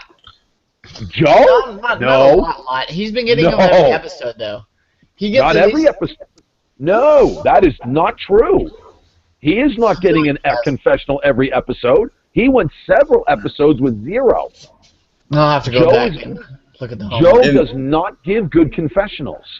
Oh, I don't think he gives good confessionals. I just feel like they've at least showed him at least one confessional every episode. Yeah, Dan, I think he's gotten at least like one of those generic confessionals an episode. I remember seeing him like one week he talked about, like last week he talked about how he was playing slightly better. I think maybe he might have one episode. Last week he didn't talk. Last week was one of the first that he had gotten in a while because he had made comments about not wanting to be eliminated because he was perceived as a threat. He wants to be strong and move on, and I want to be tight with people. Then he got his confessional about that. And then this week, he goes against it. I'm like, oh, God. But I don't think we'd seen a confessional from him for a couple weeks. All right, well, people that are watching, let us know if correct me if I'm wrong. If Dan is wrong again. Let us know in the comment section. And when you tell me how right I am, I expect that mac and cheese to go away and a big plate of crow to be eaten. Okay? To be fair, that mac and cheese has to be cold as balls now. Because it's been like you've had. It's not great. Okay, wait a second. I want to know why your balls are cold. Mine are generally warm. It's not. I've got this little side bedroom cranked to about 75 right now. I'm actually sweating balls over here. Yeah, Dylan, you might be sterile, buddy, if your balls are cold. Oh boy. Actually, no, just the opposite. The colder your balls are, the more. Oh yeah. Okay. So if you've ever you're right, Dan. I forgot my sex ed education. I forgot they teach you about the testicle warmers in sex ed class. Think about a sperm bank. They freeze that. They put that shit in ice, bro. Exactly. As a matter of fact, have you ever like got your balls caught in a zipper like something about Mary style? Okay, you'll notice how red the blood is, and it's because your scrotum is actually more perforated. There's more breathability because the warmer your testicles are, the more likely you are to kill sperm. So it actually promotes fertility to keep your balls cold. Okay. So you're sitting there naked right now. You're actually more fertile right now. I have shorts on. I don't know where this. No, I don't. Got yeah, okay, that's great. I like the image. I'll take them off. You guys want me to take the shorts off? Dude, ladies and gentlemen, that's Island Talk. We talk about Hey, question. When I was gone, did you talk about the immunity challenge at all? No, not yet. Not yet. Well, no, yeah, we were a tribe swap. Yeah, we were talking about the tribe swap. We do have a couple YouTube comments. I know. I'm working on getting to them. Really quick. I have one Twitter comment I wanted to get to that just came up from Rob's Taboo Buzzer again. It says, "Damn, hashtag opportunity lost. Dan would have been a great Captain Lou Albano for a Halloween costume." Yeah, I've had that suggested. Get the little cheek piercing, and I've put the. I've actually had a rubber band in my beard before. Shirt. You need like the Hawaiian shirt. Yeah. But so let's just get into the immunity challenge. All right, let's go to it. So, Dylan, did you want to read a couple of those immunity challenge questions? I think there's just one. If you have them, okay. I just have one. I've got one on Twitter too. Okay, so I'll read the one. I'll read the one on YouTube. It's from our good friend Josh, friend of the podcast, Josh. What's up, Josh? And his comment was, Kimmy refusing to compete in the food challenge would have pissed me off if I was on our tribe. Josh, I mean, who didn't see that coming though? I mean, really. Oh, you know they served her pig brains for a reason. They had it under the table waiting. Absolutely. I'm surprised it didn't go out the first time she went up. Now, there's another challenge where I'm really curious as to how they chose who competed. Mm-hmm. Like, didn't anyone think that was kind of suspicious that the final two people in the kill position to win the game for Cass's tribe, what is tribe she on? Takeo, sorry. Yeah, for Takeo, it's Cass and who is it? Sierra. Your two worst eaters in the spot where you need. It's like if you got the dream team and you give it to the assistant coach and draw up a play for him, like come off the bench, buddy. Like, what are you doing? Right. I don't understand it. Yeah, I don't get that at all. I'm really curious, unless it was like a completely random draw. You know, I mean, and you know something? Credit to Abby. This girl can't do a competition to save her life. When it comes to gobbling down something, God bless her. Good girl. God bless her. Atta girl. I've had enough comments in that direction tonight, so I'm just not going to touch that one. Yeah. I'll let Abby do a food eating challenge with me. Mystery food. I'm sure you let her scarf. All right, we have another. That's because you're a giver, dude. You're a thoughtful person. That's what it is. That's why he has all those Santas. Anyway, we got another question on the food challenge. Last game on point. No, on point. We got a Chris, and this one's just kind of a generic, very basic question on the question, but I wanted to give this guy a shout out because he left the question earlier. This is Chris A. Panetta on Twitter at Chris2215G. Give me the link. Okay, so blah blah blah blah. I want to know his take on doing the food challenge. This is speaking to Dan. Okay. So he just wanted to get your take on doing the food challenge in general. There wasn't a food challenge last season, correct? No, there wasn't. I would have loved to have had a food challenge, man, because there was nothing there that you could have given me that I wouldn't have eaten. Chow down on some pig snout. Yeah, no problem. I would have been fine with me. I was literally, I was in the river with my buff, and there were thousands upon thousands of tadpoles, and I would just sit there and slowly lift my buff out, and there would be tadpoles in my buff, and I would just sit there and eat them. And there was no cameraman around, so they never caught it on film. How were they? They weren't bad. They were okay. You know, we ate the lizard. The lizard were really good. The snake was incredibly tasty. I ate some termites out of a tree. You know, how hungry did you get out there? that was one of the things that I actually did do some research on before I went out there. And the way they explained it was your hunger starts here. Well, here. You get more and more and more and more hungry, and then eventually you level off. And you just don't get any more hungry. So all you can do is just get acclimated to that level of hunger. And I struggled. I can relate a little bit. I've never been on Survivor, but and it doesn't look like you skipped a meal anytime recently either. Well, all right. Maybe not. No, but 2 years ago, almost 2.5 years ago, I went on a juicing diet, and all I drank was like juice, and I lost like 55 pounds. And like, holy cow! Yeah, like in 30 days, like 55 pounds in 30 days, just like drinking juice and protein shakes. Oh, that is so unhealthy. It was, but yeah. Like, that's why he's back on the whiskey. Like the 5th day, like yeah, you don't notice it, and the juice becomes like crack cocaine because like I needed my juice to like get like the high from like the nutrients that came out because it's like pure nutrients. So like I remember like day 4, day 5, I was like just straight up fucking dying, like just like I want food so bad, and then by like day 30, I was like, all right, I'm okay, like just drink my juice. Right. Yeah, I think I prepared in that way, you know, like. Well, and it's really strange. I mean, for the first, I'd say for me it lasted probably a good 10, maybe 12 days, and it got to the point where anytime I tried to eat anything, I would vomit. Sierra would sit down with me, and she's like, "Come on, you've got to do this. I'll talk to you. I'll distract you. We need your strength. We've got to keep you strong." So I would put water in with my rice, and I would just drink it.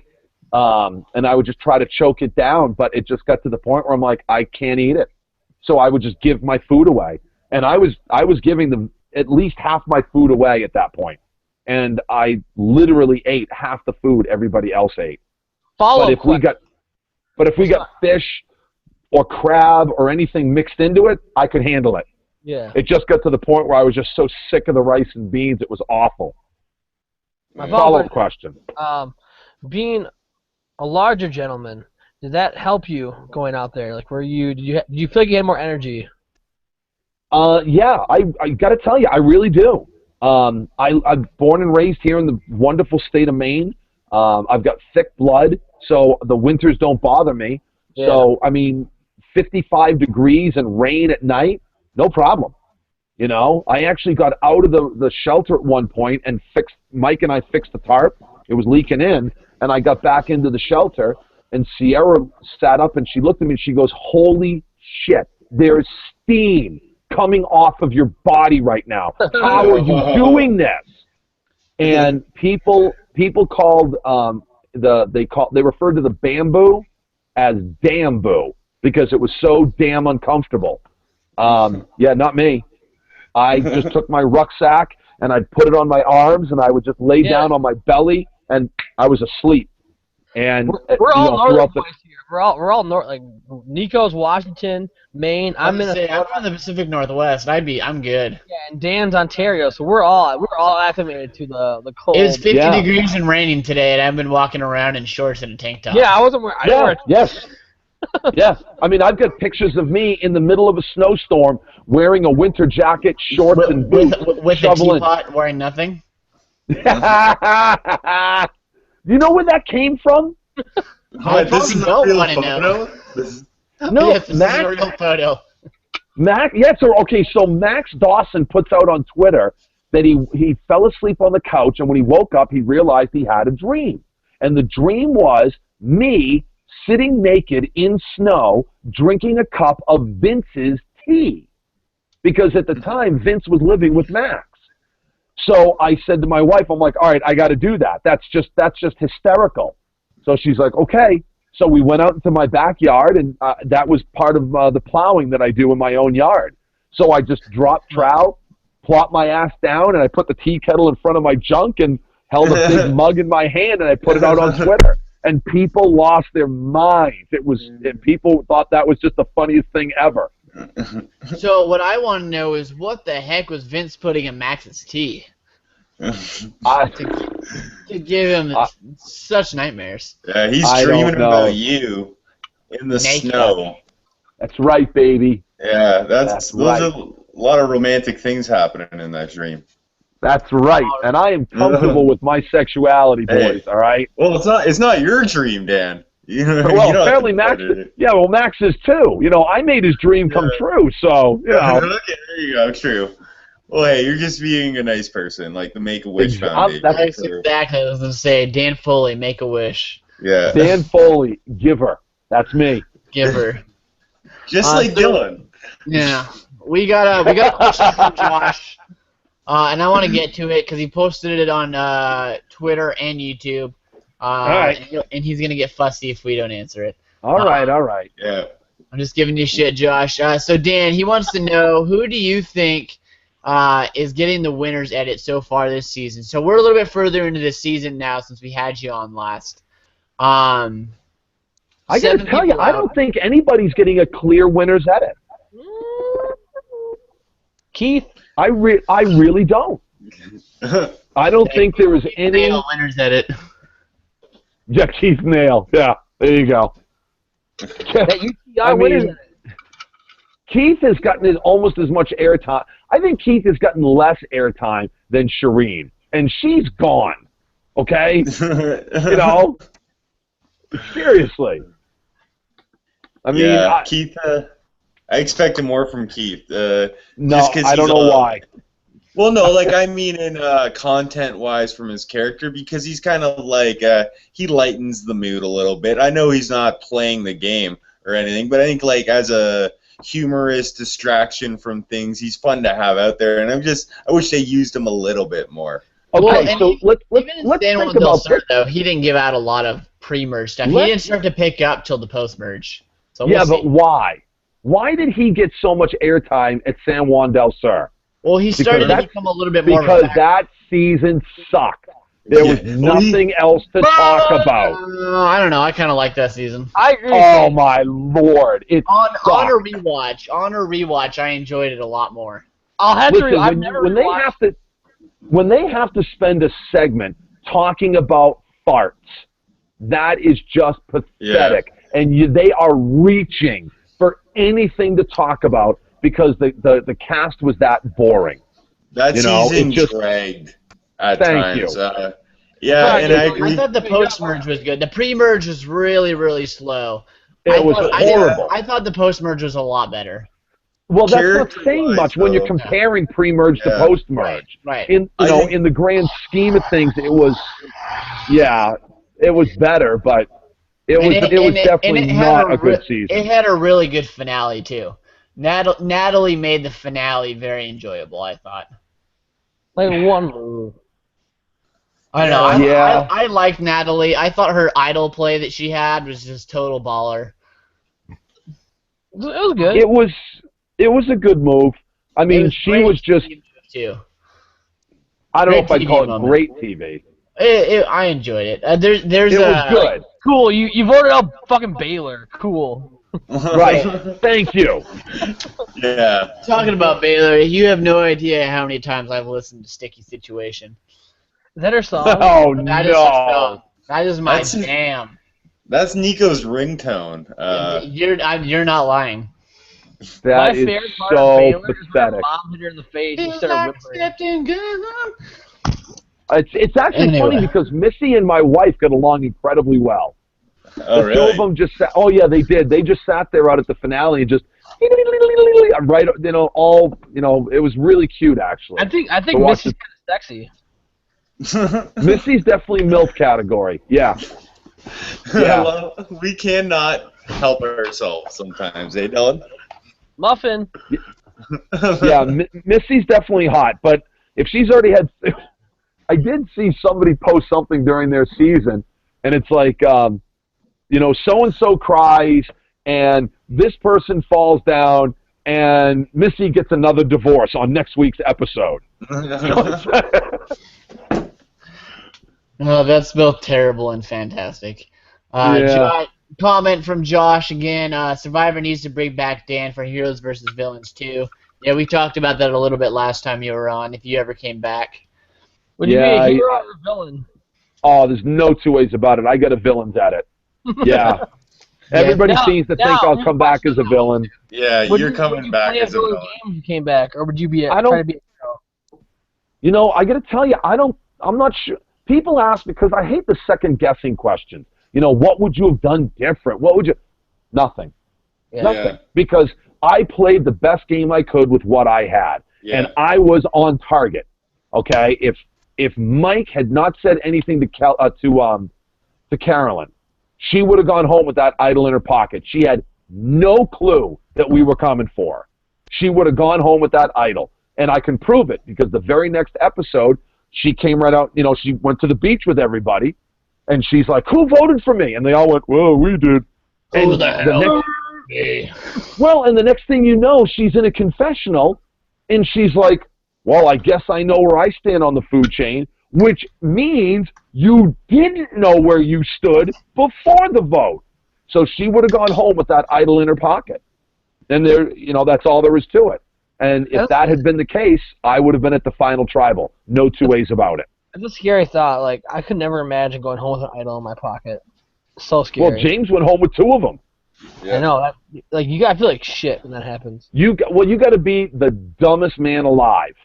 You know, if you are that oblivious to everything that's going on around you. You know, a lot of people have asked me, they're like, well, you know, how did it feel to get blindsided? I'm like, I most certainly did not get blindsided. I knew it was coming. Because the moment Carolyn stood up with that idol, I had reached down for my rucksack, and it was already on my shoulder before the first vote was read. I did not get a hashtag. So, you know, I don't think they'll ask me back. I really don't. No. No. I I think I don't think calling Jeff Probst Hammer? douche hammer was his best move. Oh, Dan Foley left the group. Dan Foley's gone. He's still on mine. Probably got tired of Dylan. I don't blame him. All right, so Dan should be back in a minute. We hope. My buddy sent me a comment. About your flask. No, all he said is, it's a fucking stick. I saw that too. No, he texted me as well. Just yeah. he's really into that. I showed him that clip the other day. He's really into that. Fill in time. Kaylin Crown says, "Is that the flask you lost this past weekend, Dylan?" No, I bought this flask today. Yes, I have spent $40 on flasks this past. Our viewers are slowly leaving the podcast. Yeah. Hopefully we should get Dan back in here any minute. I'm hoping maybe his phone just died and he's getting it plugged in. Hopefully we'll get him back here in a second. Really quick while Dan is out, keep sending us questions on Twitter and in the YouTube comments. We're still trying to get to as many questions as we can. So once Dan gets back in here, we'll get on to those questions. I was trying to think of other things I noticed from the show this week, like funny moments. I can't think of very many that we haven't talked about. Well, I think funniest moment, that we already talked about because we already touched on a lot of the Abby's things. ass, the Joe oil. Joe all oiled up. Oh, we didn't talk about Tasha being a beast, like a fucking shadow boxing during the. Yeah, so let's talk about the shadow box. Let's talk about her going full Ali. She looked awesome. Oh shit. 10:34 bitches. 10:34. 10:34. What up? 651. Yeah, Tasha just being legit. So I'm wondering at this point if Jeff Probst is watching and we said Jeff Probst is the douche too many times on the air and they took Dan off. Jeff Probst like shut it down. CBS is monitoring like, all right, they said Jeff Probst is the douche too many times. Dan, we're cutting you off. You're done. Get Google on the line. We have to fucking talk to Hangouts. All right, I'm texting Dan right now. Let's see if he's coming back or not. Hey, we can just move it on, can't we? Keep going. Yeah, so I'm gonna fall asleep here. Yeah, let's move it on. So let's. Don't be a bitch. Oh, there's Dan. All right. There we go. Yeah, I won't be a bitch. Phone die? All right. So is your phone? I did. You can hear me? Yep. We can hear you. Alrighty. We assumed that you called Jeff Probst a douche too many times on the podcast, and CBS knocked you off. Yes, the Jeff Probst gods have lashed out at me. Obviously, Jeff No, Probst I don't. is watching this. I don't. I really don't think that they'll ever ask me back again. I don't know. I mean, maybe. I don't know. If they do, they do. If they don't, they don't. I set out to play the game. Casting made it clear that I set the new pinnacle for trying to get on the show. You know, nobody that's ever gotten onto the show has put the effort forth that I did. And that says something, you know. Josh wants to point out, too, if Survivor brought Colton back again after he quit the first time, why wouldn't they bring back Dan? Ooh, great point. Nice. Thank you, Josh. I appreciate that. You know, and it was pathetic that they brought him back. I got to tell you, I was outraged. Unfortunately, we already talked about Abby Maria's butt, Dylan. Yeah. No, I say, but that bringing him back ended poorly for it again. So that's again. Well, and that just showed poor casting on their part. Yeah. It really did. It showed. Back too. But they want good brought who? Poor casting. They want good TV, and Dan brings good TV. So Thank who knows? You. That really is very nice. I appreciate that. Thank you. You know, yeah. I mean, whether you love me or hate me, I made people talk.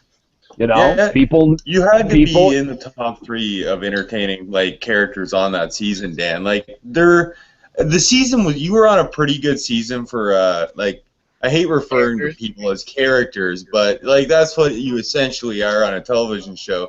But your season had a decent cast, and I think you kind of stuck out. So I know Jeff probably might not love you from what we've seen of the edit and the stuff with the finale, but you know, I could see that being one of the reasons they do end up bringing you back, just for that disdain factor, so they can torture you again on television by well, and that's why I don't poorly as a kid. Well, and honestly, that's why I don't know whether I would do it again. Yeah, because they really did treat me very badly, and I mean, I've been saying it. And people don't get it, and they're like, oh, boo, hoo, hoo.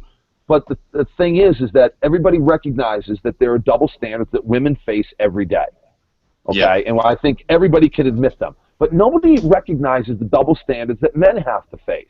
And nobody cares about them. Because, well, we're men, so, you know, you're supposed to be tough. Who cares? And as far as I'm concerned, there's 3 real big ones. Number 1, if a woman accuses you of being a misogynist, a wife beater, or a child molester, you're instantly guilty. You're instantly guilty. You have this stain upon you that will forever stay. And the more you try to defend yourself, the worse it is. It's like being in quicksand. And I don't hate women. I don't. I don't hate anybody unless you deserve it. If you have proven to me that you are worthy of this treatment from me, well, then that's how I'm going to treat you. And I don't hate on anybody. I try to be courteous and respectful to everybody up until you prove that you're not worthy of me being nice to you. And hopefully you'll learn that this is, you know, it's your, if I treat you badly, you need to look in the mirror. That's how I live my life. I want to be nice to everybody, but up until you stop being nice to me. I mean, like Josh. Josh is a dick, you know, so, you know. Just busting on you, Josh. I love you, man. And going back to Josh, just to make you feel even worse. Josh also left a comment in the feed saying, Dan and Rodney made season 30 for me. Yeah. Thank you. There's some love back from Josh after you called him a dick. No, seriously, I mean that. Well, I will. I will. No, not even a little bit, actually, because I don't care. No, one of the things that Probst did say about me, which actually was a monster compliment, it was into the merge, at least into the merge. I can't remember how deep into it, but he was in an Entertainment Weekly article, and he said that I was the single best character they've ever had in all 30 seasons, and that's a pretty big compliment, you know. And that was, I was very touched by that. That was nice. But then again, he also thought Shamar and Jatia were going to be awesome. So, you know. Hey, Shamar was fucking awesome. Shamar was a helmet. He had no business being there. None. You know, the only reason why they put him on was because of that YouTube video about Occupy Wall Street. And the riots, yeah. That's it. That was it. Probst got a hard-on for this guy and wanted him to be on the season. Right. He sucked.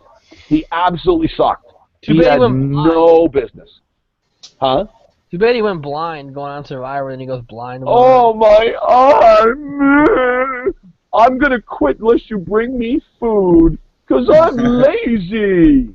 What a turd. Yeah. See, like, man, if I ever went out there, oh, my God, I would be playing fucking balls to the wall.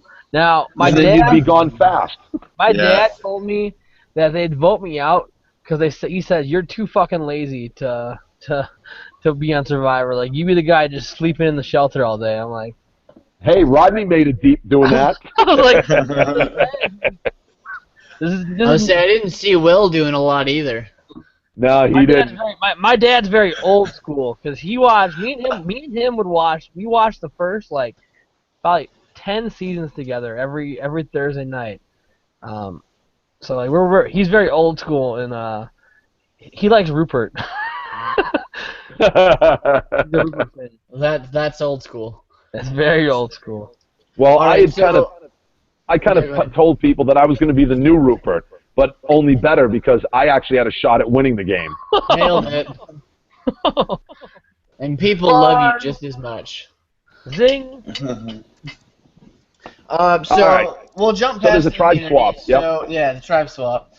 So we talk about the immunity. Anyway, so Bayon wins immunity. Walking out, Jeremy gets his little bonus balut. That was just awesome. Hilarious. That was spectacular. I was crying. And I love the look he's got. Like, he's got this, like, guilty, like, he's looking like, oh, do you see what I'm doing here? That was hilarious. Like the cat eating the canary, Yeah, exactly. Like, oh, shit, you caught me. Can I do that? I'm starving. Oh, no. No, that was not what that look was. That look was, what are you going to do, bitch? That's what that look was. That's exactly what that look was. Oh, shit. And Jeremy has been interacting with us on Twitter this last week, actually. Oh, has he really? Yeah, a little bit, yeah. When Ben said that he had a surprise, we were speculating because of Ben's fandom that he had kidnapped Jeremy and locked him in his basement. Of course, I made a terrible joke. Ben tweets that, and Jeremy immediately goes, wait, what? He's like, what the fuck? who are these dudes talking about chloroforming me? I think Jeremy was more concerned that wondering if he was going to call the police or not. Yeah. But then we're cool. He's like, much love. Yeah, once I explained to him that Ben was actually just a big fan and that we actually are just losers, he wished us much love. And we what was Ben's surprise tonight? Ben said he had a huge surprise for us. Ben. He said there was going to be a big surprise guest in the feeds. Maybe when I was tweeting at him, said I don't want to see you or your damn selfie stick. Maybe he took it seriously. Now I kind of feel bad because he might have actually. No, don't. Maybe he'll get rid of the selfie stick. We don't have to beat him with it. Oh, this is what he said. What did he say? There'll be a special guest in the chat room tonight. And he said, you got to stay in tune to find out. Someone said, is it your selfie stick? And I said, I swear I don't want to see Ben or his damn stick. But seriously, Ben, love you. And then we never saw Ben. So I think Ben's probably in his basement crying. So, Ben, if you're in your basement crying, man up and let's see what your surprise is. Nice. So let's go post-immunity challenge. Okay. And I got a question from Ellen on Twitter, @TigersMidnight. And this is kind of going to go around because this is where we start to see Savage again. He's talking about going and voting out Spencer. And Sierra starts the rally of the troops to create, an anti-Spencer going home movement. And her and Cass are kind of fronting this a little bit. And Cass is kind of trying to decide what she wants to do. So getting to the end of that, who do we give the credit to here? Because I think a lot of people are giving the credit to Cass on this because she made the ultimate decision, but she's not the one who put it all together. She basically just... Sierra gets all the props. That's what that's kind of how I feel about 100%. Just, something, I think it's the exact same... It doesn't matter. It's the exact same thing that happened on Fans vs. Favorites Part 1 when it was Sierra's idea to try to convince Eric the ice cream scooper to give up his idol, but Parvati got the credit for it. Suri. Suri, rather, excuse me. Yeah, I'm like, wait, was there Sierra? Sorry, Freudian slip. Yeah, Suri, Jesus, still with the mac and cheese, dude. How is that not just rusty by now? It's 2 hours. Yeah, it's 2 hours in. And he's still smiling when he eats it. It must be all gelatinous and just. He's taunting you, man. He's taunting the crap out of you. I know he is. Step into my web.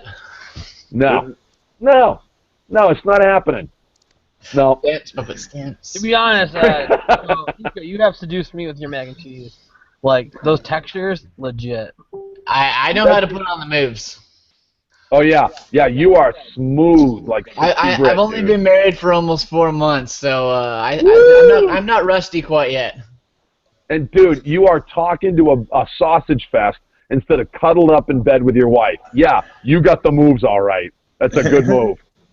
You're with us too, Dan. Yeah. Yeah, but I've been married for 10 years. Yeah. Okay. You got enough of it already. Also, no, I don't. No, okay. You never have enough. Okay, again, not touching that one. All right, so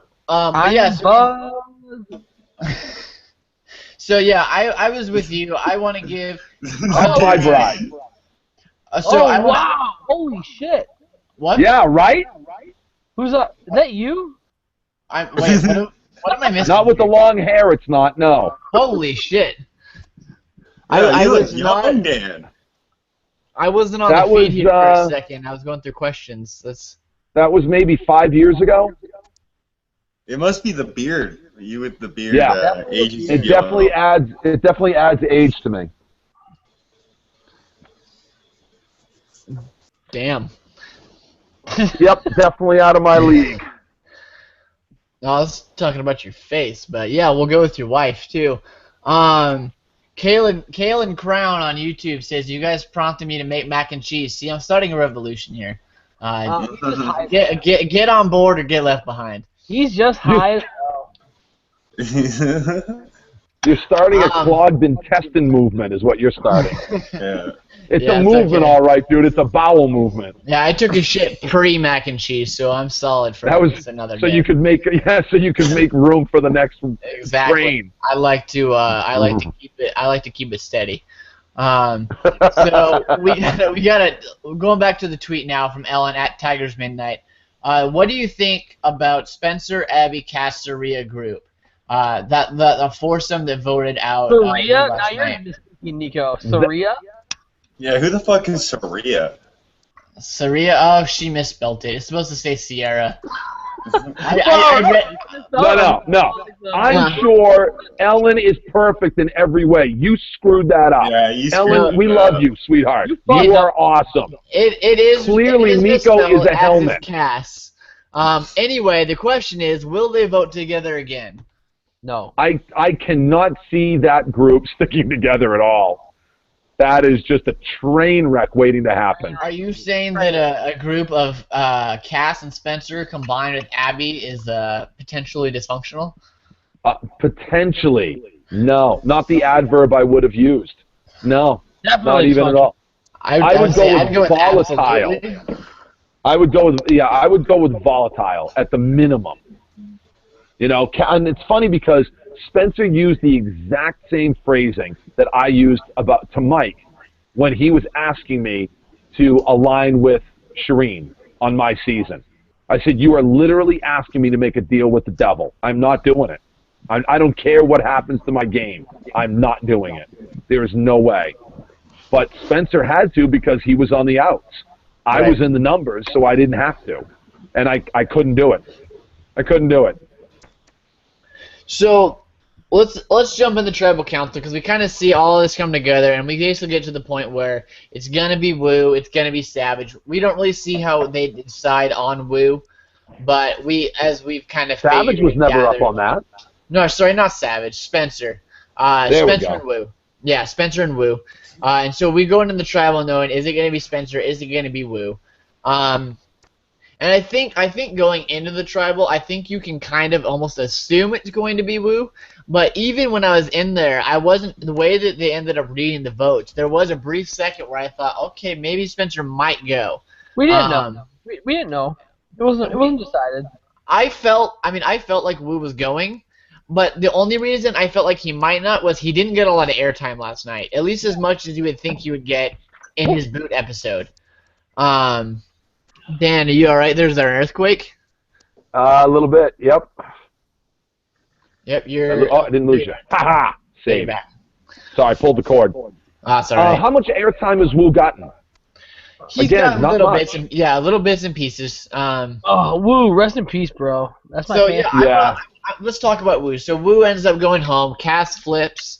Vote the girls and Spencer. Chaos Cass returns. About damn time. And barely. There's not much chaos there. No. Wait a second. Didn't she say that if she was Chaos Cass, that Spencer would go? No. Well, no.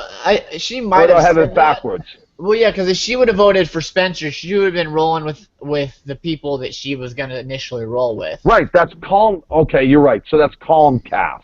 Okay. And Chaos Cass was flipping it on her head to save Spencer, which in her form would be chaotic, because why on earth would she save Spencer? And so just looking into that, did Cass make the right move last night? Should she have voted out Wu? We're not going to know until a couple of weeks. Mm-hmm. You know, it may come back to bite her in the ass right away. There's no way of knowing until this whole thing plays out. Because the reality is what will Spencer do? If Spencer goes on and ends up burning Cass, then she made the wrong move. You know, if Cass lasts longer in the game than Spencer, then she made the right move. If she lasts less time in the game than Spencer, then she made the wrong move. She had the chance to get rid of him and didn't. So I do want to point out really quick, because we just made a little bit of Island Talk history. Someone just gave us our first thumbs down on our YouTube video. So we've truly made it when we have haters. We got haters now. We got haters now. We got haters. You're welcome. Thank you. You're welcome. That's why we brought you in. We felt like there was too much positivity floating around the podcast, so we had to get you back in to completely squash that. Nice. Well, you're welcome. So we appreciate that. So Dan, and really quick, so I got a question. I got another question from Josh, and then I had a question as well. But we'll get Josh's question first. Josh said, "Would you guys be surprised to see Cass be a target at the merge, as this is around the time she flipped on her tribes last season? I would want to get rid of someone who I didn't know if I could count on them come the merge." So essentially, Josh wants to know, do you think Cass is going to be a target now due to her reputation from Cagayan? No. No, not based upon what's happened so far. Okay. Yeah, I don't think so either. Like, I think there's too many other bigger fish to fry. First of all, absolutely. She's in that Takeo 5 alliance still, right? You know, her and those 4 other new Takeo. Was that Joe? 5 is a strong number. Joe, it really is at the merge. Kelly and Sierra, yeah. And her and Sierra are really tight. And then you also have the Bion majority alliance, which might dominate, might not. And then you have the floaters, like Abby. Right, and Abby voted with them on that last vote, so I mean, you never know where she's going to swing. And Cass is not a challenge threat. No. No, she's well, not. she won that challenge. She did. She won the loved ones reward with the puzzle. She couldn't do the water thing, but she rocked the puzzle. That was the immunity challenge too, because that's what sent Spencer home. Yeah, that's one of the greatest challenge wins, I think, like, in the history of the show. Like, Cass is scared out of her mind standing on the top of that thing, and like seems like she's gonna die. And then somehow she comes off it. I remember, I don't even think she jumps off the platform. Does she climb down off of it? I think she did. No, I think she jumped off. I thought she climbed. Did she jump? I thought she did climb down. I thought she climbed. You guys are probably right. Yeah, but I can't remember. But yeah, just the way she wins it too. She just like moseys up to the puzzle and then just crushes And it. just blasts through it. Oh, yeah. Yeah. I could see that happening again on like a challenge where it comes down to one of these tougher like logic-based puzzles that you need to solve at the end. You know, I kind of like the mix of the challenges too, how they've kind of found that balance of physicality and adding a little mental twists at the end. But didn't fare too well for you, Dan, a couple times. Whoa. Shots fired. You know, and bring seriously. I'm fine with that stuff. You know, I mean, I'm happy to own my failures, dude. And the thing that bothered me about that slide puzzle, and I got to tell you, out of the entire season, that is the only thing that will haunt me. Yeah. I didn't have a problem losing the maze. I didn't have a problem losing any of those challenges, but that slide puzzle actually. Puzzles are hard. No, they're not. Not for me. I actually had. Seriously, I'm telling you. I actually had a slide puzzle app on my phone. That's And some of them were, oh yeah, and some of them were timed, so you had to finish it within a certain time frame. And I was beast at these things. I could just crush these things. What was the grid for your slide puzzle? Was it 4? What was it? 9 or was it? It was 15 out of 16. Okay, so 4x4. Because there is a way to do 4x4s. There's a method to do it quickly. Well, yes, there is. Shireen said that there was she had an algorithm that she knew. Come on, I'm really sorry, dude. No, you're good. She said there was an algorithm that she knew to solve these things. Yeah. And we all just kind of went, yeah, right. And they just showed her at one point just standing there staring at a puzzle. You know, she never got anywhere with it. Well, when I used to be a clerk at the post office, so I would have to read the mail on different machines. And there was this one machine that a letter would stop in front of you every second. And in a fraction of a second, you had to find the zip code, type in the address in less than a fraction of a second before the next one stopped in front of you. So you had to literally send a piece of mail every second. And if the mail came through upside down, right side up, left side facing, right side facing, you still had to be able to read that letter. So I got the top line done, and I recognized immediately that the puzzle was outwit, outplay, outlast. So when I got to the second level, the sides had the borders. I just had the middle two reversed because the colors all matched. And in my mind, I could see it because I knew what it said. So the whole thing was color correct. But obviously I screwed up the middle 4 pieces, and all the rest is history. Yeah. I had a question. I don't know what it was. Fuck. Something. All right. Well, while you're thinking of your question, I just wanted to do final talks on Wu. So this whole season, other than when Wu, when they voted off Shireen, you pretty much see Wu on the wrong side of the vote every single time. Every single vote, you get the Wu blindside face. Except for when you jaw vote. drop. Huh? Except for Varner. Well, yeah, and I guess he voted on the Varner side too. That's true. I forgot about that one. I tried to erase that from my memory. But Varner went the way of Culpepper. He was really big, really popular for a really short period of time, and then poof, he was gone. Yeah, I wasn't a huge Culpepper fan, but I worshipped at the altar of Varner for about 4 weeks. But just overall with Wu, we really didn't see a lot. We saw him being on the wrong side of the votes. We see people constantly not telling him what's going on. And every tribal council, it seemed he was leaving going, what the hell just happened? And why would nobody tell me what's going on? And yeah, not a heck of a lot different. No, he was the majority most of the time on Cagayan, I thought. Yeah, I mean, he was voting along with Tony a lot. But in the pre-merge, he was on the wrong side of the votes. He was a Captain Coattails who got dragged along. But I was saying pre-merge, he ended up on the wrong side of a couple votes. Especially, when Cliff got voted out, he had no idea. And it wasn't until after Cliff went home that he went on the Tony side, and Tony only clued him in because Tony needed that extra vote. Exactly. And Tony was feeding him crap just to get him to flip. Wu is a terrible player.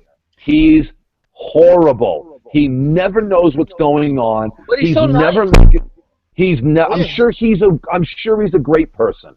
I am. Great competitor. But you look at somebody like Wu versus Abby Maria. Both of them are just wretched players. But Wu isn't even good for television. No. Abby is. I would say that Wu had his moments in Kagayan. He had some good TV moments. The scene, I love it when he goes and he jacks the clue from Spencer, goes into Sonic the Hedgehog Ninja Stealth mode. I mean, he had some moments in. They were rare Kagayan. and fleeting. The best moment he had was at the orphanage when he was playing with the kids. That was when he's doing all the karate shit. Yeah, all the karate shit. That was the highlight of his entire season. He was a captain coattails, and I don't think he was a good choice to be on this season. I don't think Monica was a good choice to be on this season. I agree. Yeah, I will say I did vote for Monica. I did not vote for Wu. I voted. I didn't vote for either of them. I don't think.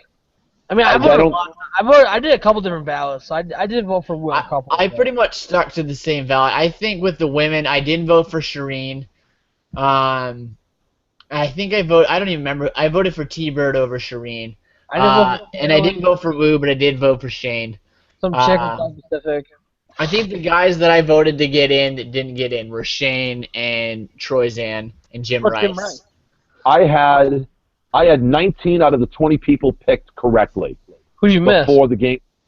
I think the only person I missed, I did not think Terry Dietz would make it because I thought him and Savage were too much the same. So I thought that Shane was going to make it over Dietz, and I am really disappointed that he didn't. Yeah, I think he would have been a much better player. Yeah, much better TV too. Yes. Yeah. Again, I mean Terry Dietz. I think you just saw him floundering, wondering what the hell was going on. Yeah. Well, yeah. He was on a camping trip. It seemed he had a good time, but you're not there to have a good time.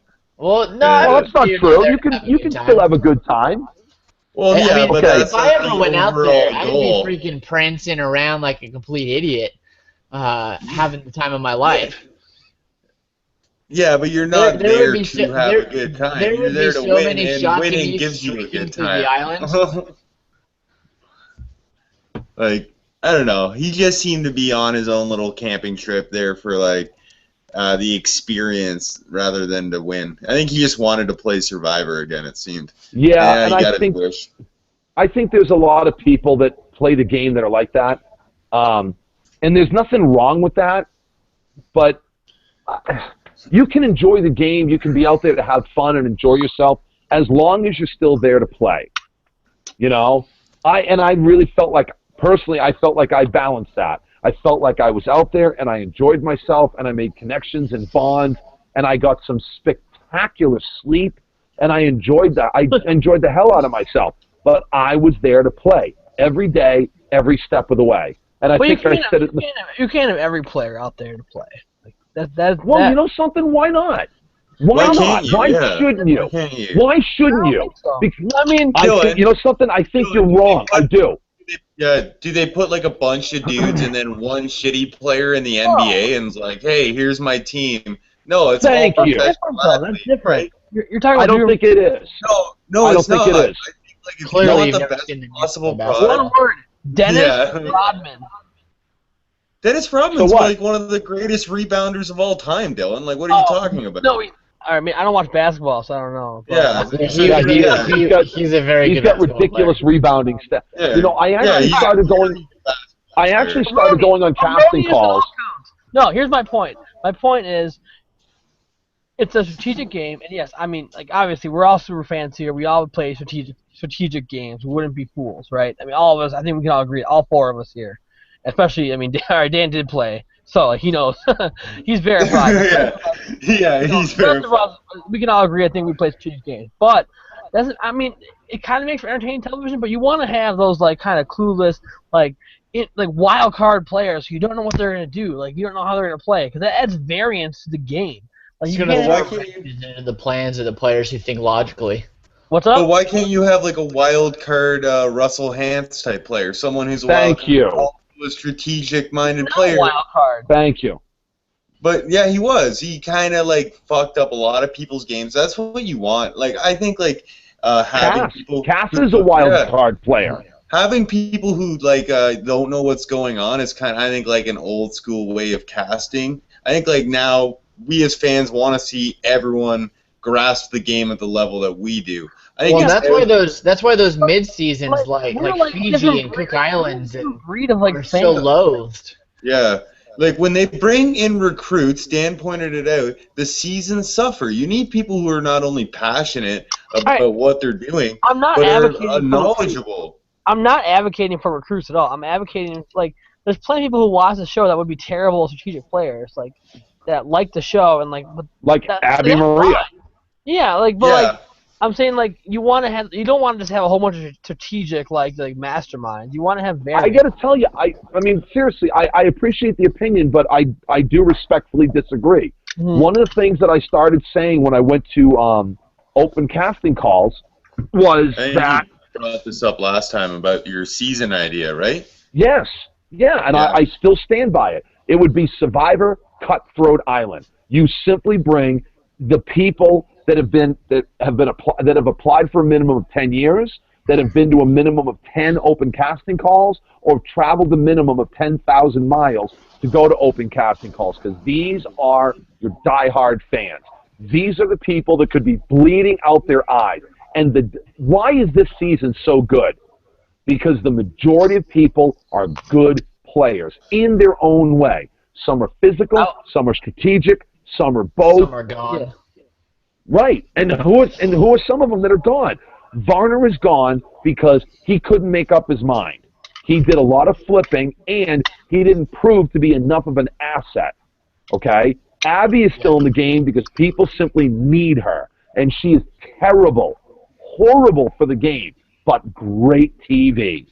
And I agree with you that I'd rather see an entire season of Spencer, Joe, Jeremy, Kelly Wentworth. I'd rather see an entire season of gamers that are game on from the word go, but they all have their own style. I would rather see that. I think that would be a spectacular season. Yeah, just because you're a strategist doesn't mean you all play the same way, right? Right. Like, you can find strategists throughout Survivor history, and they all play a little differently. Like, a Sheree Fields plays differently than a Boston Rob. But she wasn't a strategist. Yeah, Sheree Fields was a strategist, Dylan. Yeah, you are so wrong on this front. She is one of the greatest players never to win the game. Yeah, like, Dylan, you need to go and watch what Cerise did. Like, no, but honestly, when you say this stuff, it's, like, terrible. She's a legend of the game, and, like, to not give her the respect she deserves. Coming into the game, she wasn't, like, a strategic player. You're right. The first time she learned over, like, 2 seasons, 3 seasons. No. But the first time she plays. The first time she played, she voted off Tim Bertina. She was a person from Maine. It was old women, old men, young men. Yeah, and they put Sheree on the tribe, and they put her on a tribe, and the first person they get rid of is the person that found food, built shelter, got the water going, tried to make camp life comfortable, and the first thing Sheree says is, well, we got to get rid of her because she'll be dangerous at the merge. You moron! That's just stupid. But she learned very quickly, and I think she's a very strategic player. Well, I think she was also just trying to save her own ass because she was one of the people being targeted at that first tribal council. Yeah, if I think she was go out, it was whatever her. she had to do to keep herself in the game. Yeah. She should have been targeted because she was worthless as far as help. She was absolutely worthless, kind of like Fishback. Fishback is worthless in challenges. Absolutely worthless. We'll see how he does when the puzzles start coming. Yeah, well, we will see. Because he had a chance to do a puzzle, and he didn't step up, did he? No, he did not. Right, right, exactly. So I He got another turned question. tail and he ran. And this question's kind of aiming more towards next week. So just from what we've seen from next week. So real quick, last question, real quick, before we get to this one. Will we see Wu again, or is Wu done? Done. Wu's done. Done. I feel the same way. He had no business coming back for this season. Did we need him a second time? I think the only reason why he came back was simply because how horrible he looked when Tony won, which I just laughed my ass off at. I just thought it was hysterical because it was just the height of cluelessness that you would bring him. That is just so stupid. Yeah, Wu's done. We'll never see him again. Before we get into this last question, I want to say to anyone who's watching still, we pretty much we know who Dylan is, we know who Dan is in terms of their costumes. I have not yet said what I am for my costume. He's Sean from Magic Mike. Pearl Islands. Yeah, Dan Foley. Dan is much closer than Dylan was. So if you have an idea of what I am, and you want to throw it out there in the comments section, go ahead and I'll reveal it in about 5-10 minutes. So going into this next question, Josh wants to know, could Joe potentially be the swing vote since he's in the Takeo 5, but also originally part of Jeremy's Meat Shield Alliance? So next week, going into the merge, because we're assuming it's a merge just from the what we saw in the previews. Everyone's wearing the orange buffs. Joe's in a position where he's got that original Takeo Alliance, and I think Joe's lucky that Bayon won immunity, and they didn't have to potentially vote out Kimmy or Kelly because he kind of dodged a bullet there. He did. Even though he put it out there, he never got put in the position to where he had to play it out. So I think that's a benefit for him going into the merge when he's already going to have a big enough target on him. So Josh wants to know, is Joe going to be in the middle, trying to play both sides, or is he just going to go home if he doesn't win immunity? He's going to go home if he doesn't win immunity. No way. Yeah, he is. Joe's going to be seen as a monster threat. Absolutely. I think don't roll your eyes at me, bitch, okay? I'm telling you, all right? Listen, I think if the edit is indicative of how things have actually gone for Joe, he's gotten very little airtime. I think he is laid low. I think he's been quiet. I think he has helped out around camp. I think he has been pivotal in the challenges, but he hasn't been as ostentatious as he was that first season when he actually solved the puzzle challenge and he was like, woo, with the magic fingers, And I think that's really... Bitches. That's right. I think that's really smart of him. Like I said, he's gotten very little airtime. He's gotten very few confessionals because he's not good at them. And I think that if he is going to really step up his game, because if he makes the merge, it all depends on how these challenges go. If these challenges are right up Joe's alley, and Joe's proven he's fast, he's got stamina, he's good at puzzles, he's the whole package.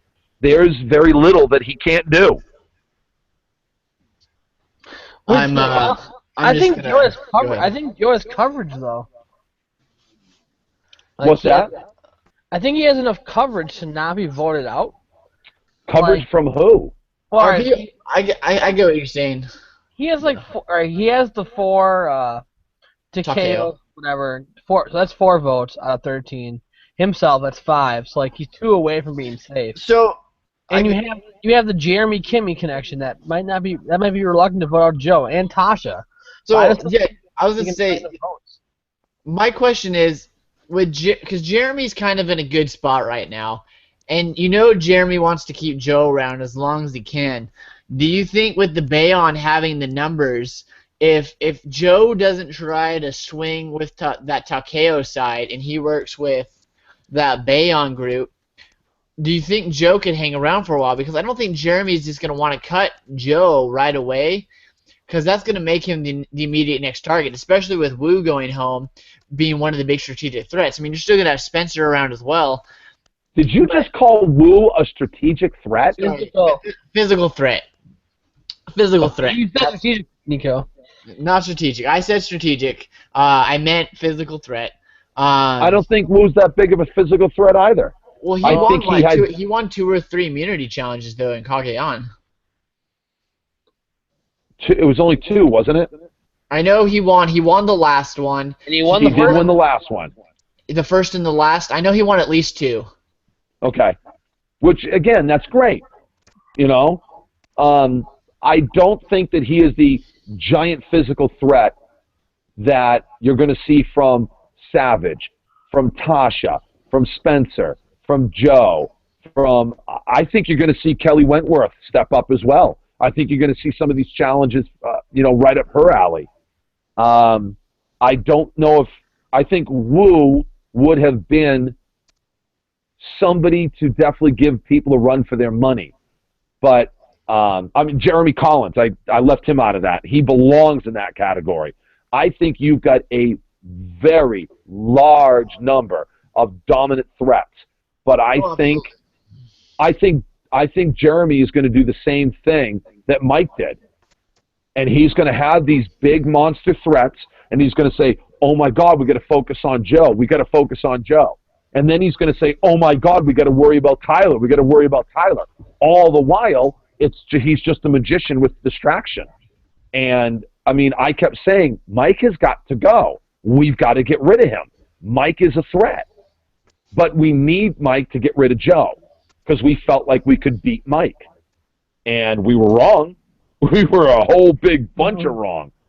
But I think the exact same thing is going to happen. I think whoever wins this season is going to do the same damn thing. They're just going to misdirect and say, oh, this person's a big threat. This person's a big threat. And I would be surprised if somebody like Abby Maria is brought to the end. I would be really surprised at that. I would be surprised if she was brought to the end. I would be surprised if Abby Maria makes it to the end of the game. I think she will. I don't think so. I don't. I think she's a great lemming. She's a great lemming to sit next to. But I think this group of people, if you bring somebody of that caliber, I think that will reflect poorly on you. Will it though? Because you see, I know in Cagayan, Spencer talks about, when Wu was talking about, well, I didn't want to bring a GOAT to the end. I wanted to bring the best. And Spencer's like, no, that's completely stupid. Why would you do that? Thank you. I agree with Spencer. I think you should bring GOATs. So when Spencer's inevitably on the jury, do you think people are going to have a similar mindset like him when voting for a winner? And you have Jeremy, and Jeremy ends up in the final tribal council with like Kimmy and Abby. You think people are going to not give Jeremy the $1 million? No, I think he'll get hammered, but in the end, I think they'll give it to him. And if Spencer's at the end with the same scenario, with a Kimmy and a Sierra, I think that he'll still win. But I think people, I think they may do it begrudgingly.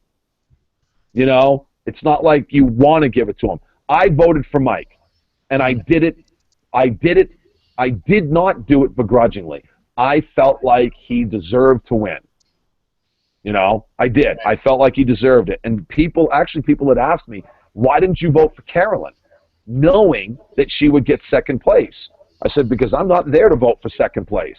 I know Reed did it in his season, and other people have done it. No, I'm not doing it because I don't feel like she deserved my vote, and that's why she didn't get it. Right. I don't think we have any more questions.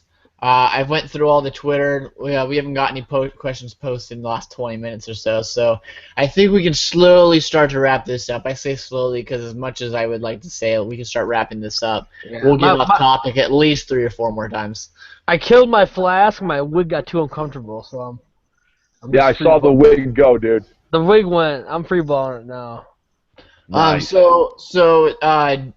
Dylan's friend Sam said that he thinks I'm Stone Cold Steve Austin. I'm assuming it's due to my massive biceps. No, it's the black vest. All you need is like Austin 316 sequenced on the left side there. And Bedazzled. any sort of definable body mass. Yeah. No, and also you need to start chugging beer cans and smashing them on your head. Smash on your head. Yeah. No, with that shocking physique, you look more like Fishback. Yeah. Damn. God's fired. Do you like him as much? Oh, I like Niko way better than I like Fishback. Yeah. Okay. Good. And I'll be honest with you. If I ever find my way out on that island, there's gonna be so many nude streaking scenes with me out there. I'm gonna be out there. I'll be gone. Horrible. That is so awful bad. It's okay. They won't have to blur much. It won't cost them much. So slowly wrapping this up. So like I said, we looked towards last week. It's looking like a merge is coming up. Any speculation? And I don't want to say speculation because that would seem like we know what something's coming up. Dylan, I'm not clicking on any more of your damn links. They already shut down my computer once. You keep your freaking porn to yourself. I'll click on it, Dylan. Yeah, let Dan click on the porn. I'm done. It's just Keith looking really happy. I love this. I'll check it out after. Why? Because he's grabbing Kelly's butt again? No. It looks like he's eating fajitas or something. He's got like a brown. Well, as long as you keep burping, I guess. You ever order fajitas at a restaurant and they bring in like the tortillas in that like warmer bowl? It looks like he's just eating one of those.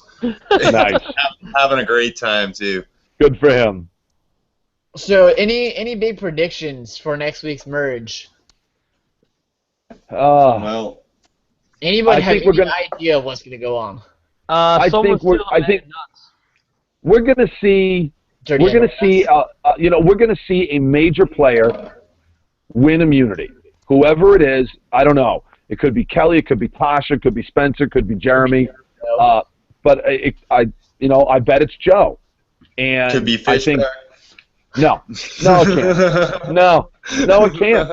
It absolutely. The only thing that guy can remember if hope he wins next week. wins immunity next week, tweet at Chicks Dig Me.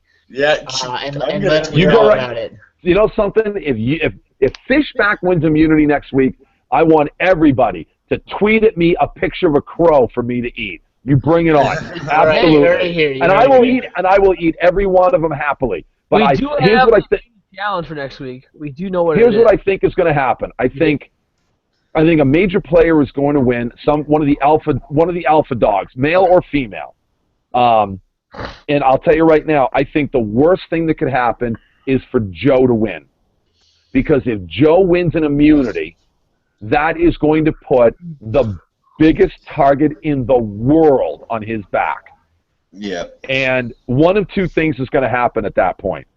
Either the weaker players are all going to realize we got to get rid of the strong players, or they're all going to say we've got to keep the strong players to potentially dethrone Joe or Jeremy or whoever it may be, and they get rid of somebody like Kimmy or Fishback or somebody like Abby or Cass. Right.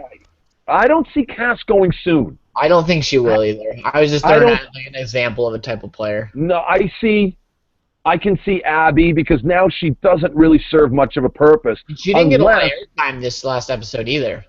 No, unless she's still part of like a strong five. Right. And they need her.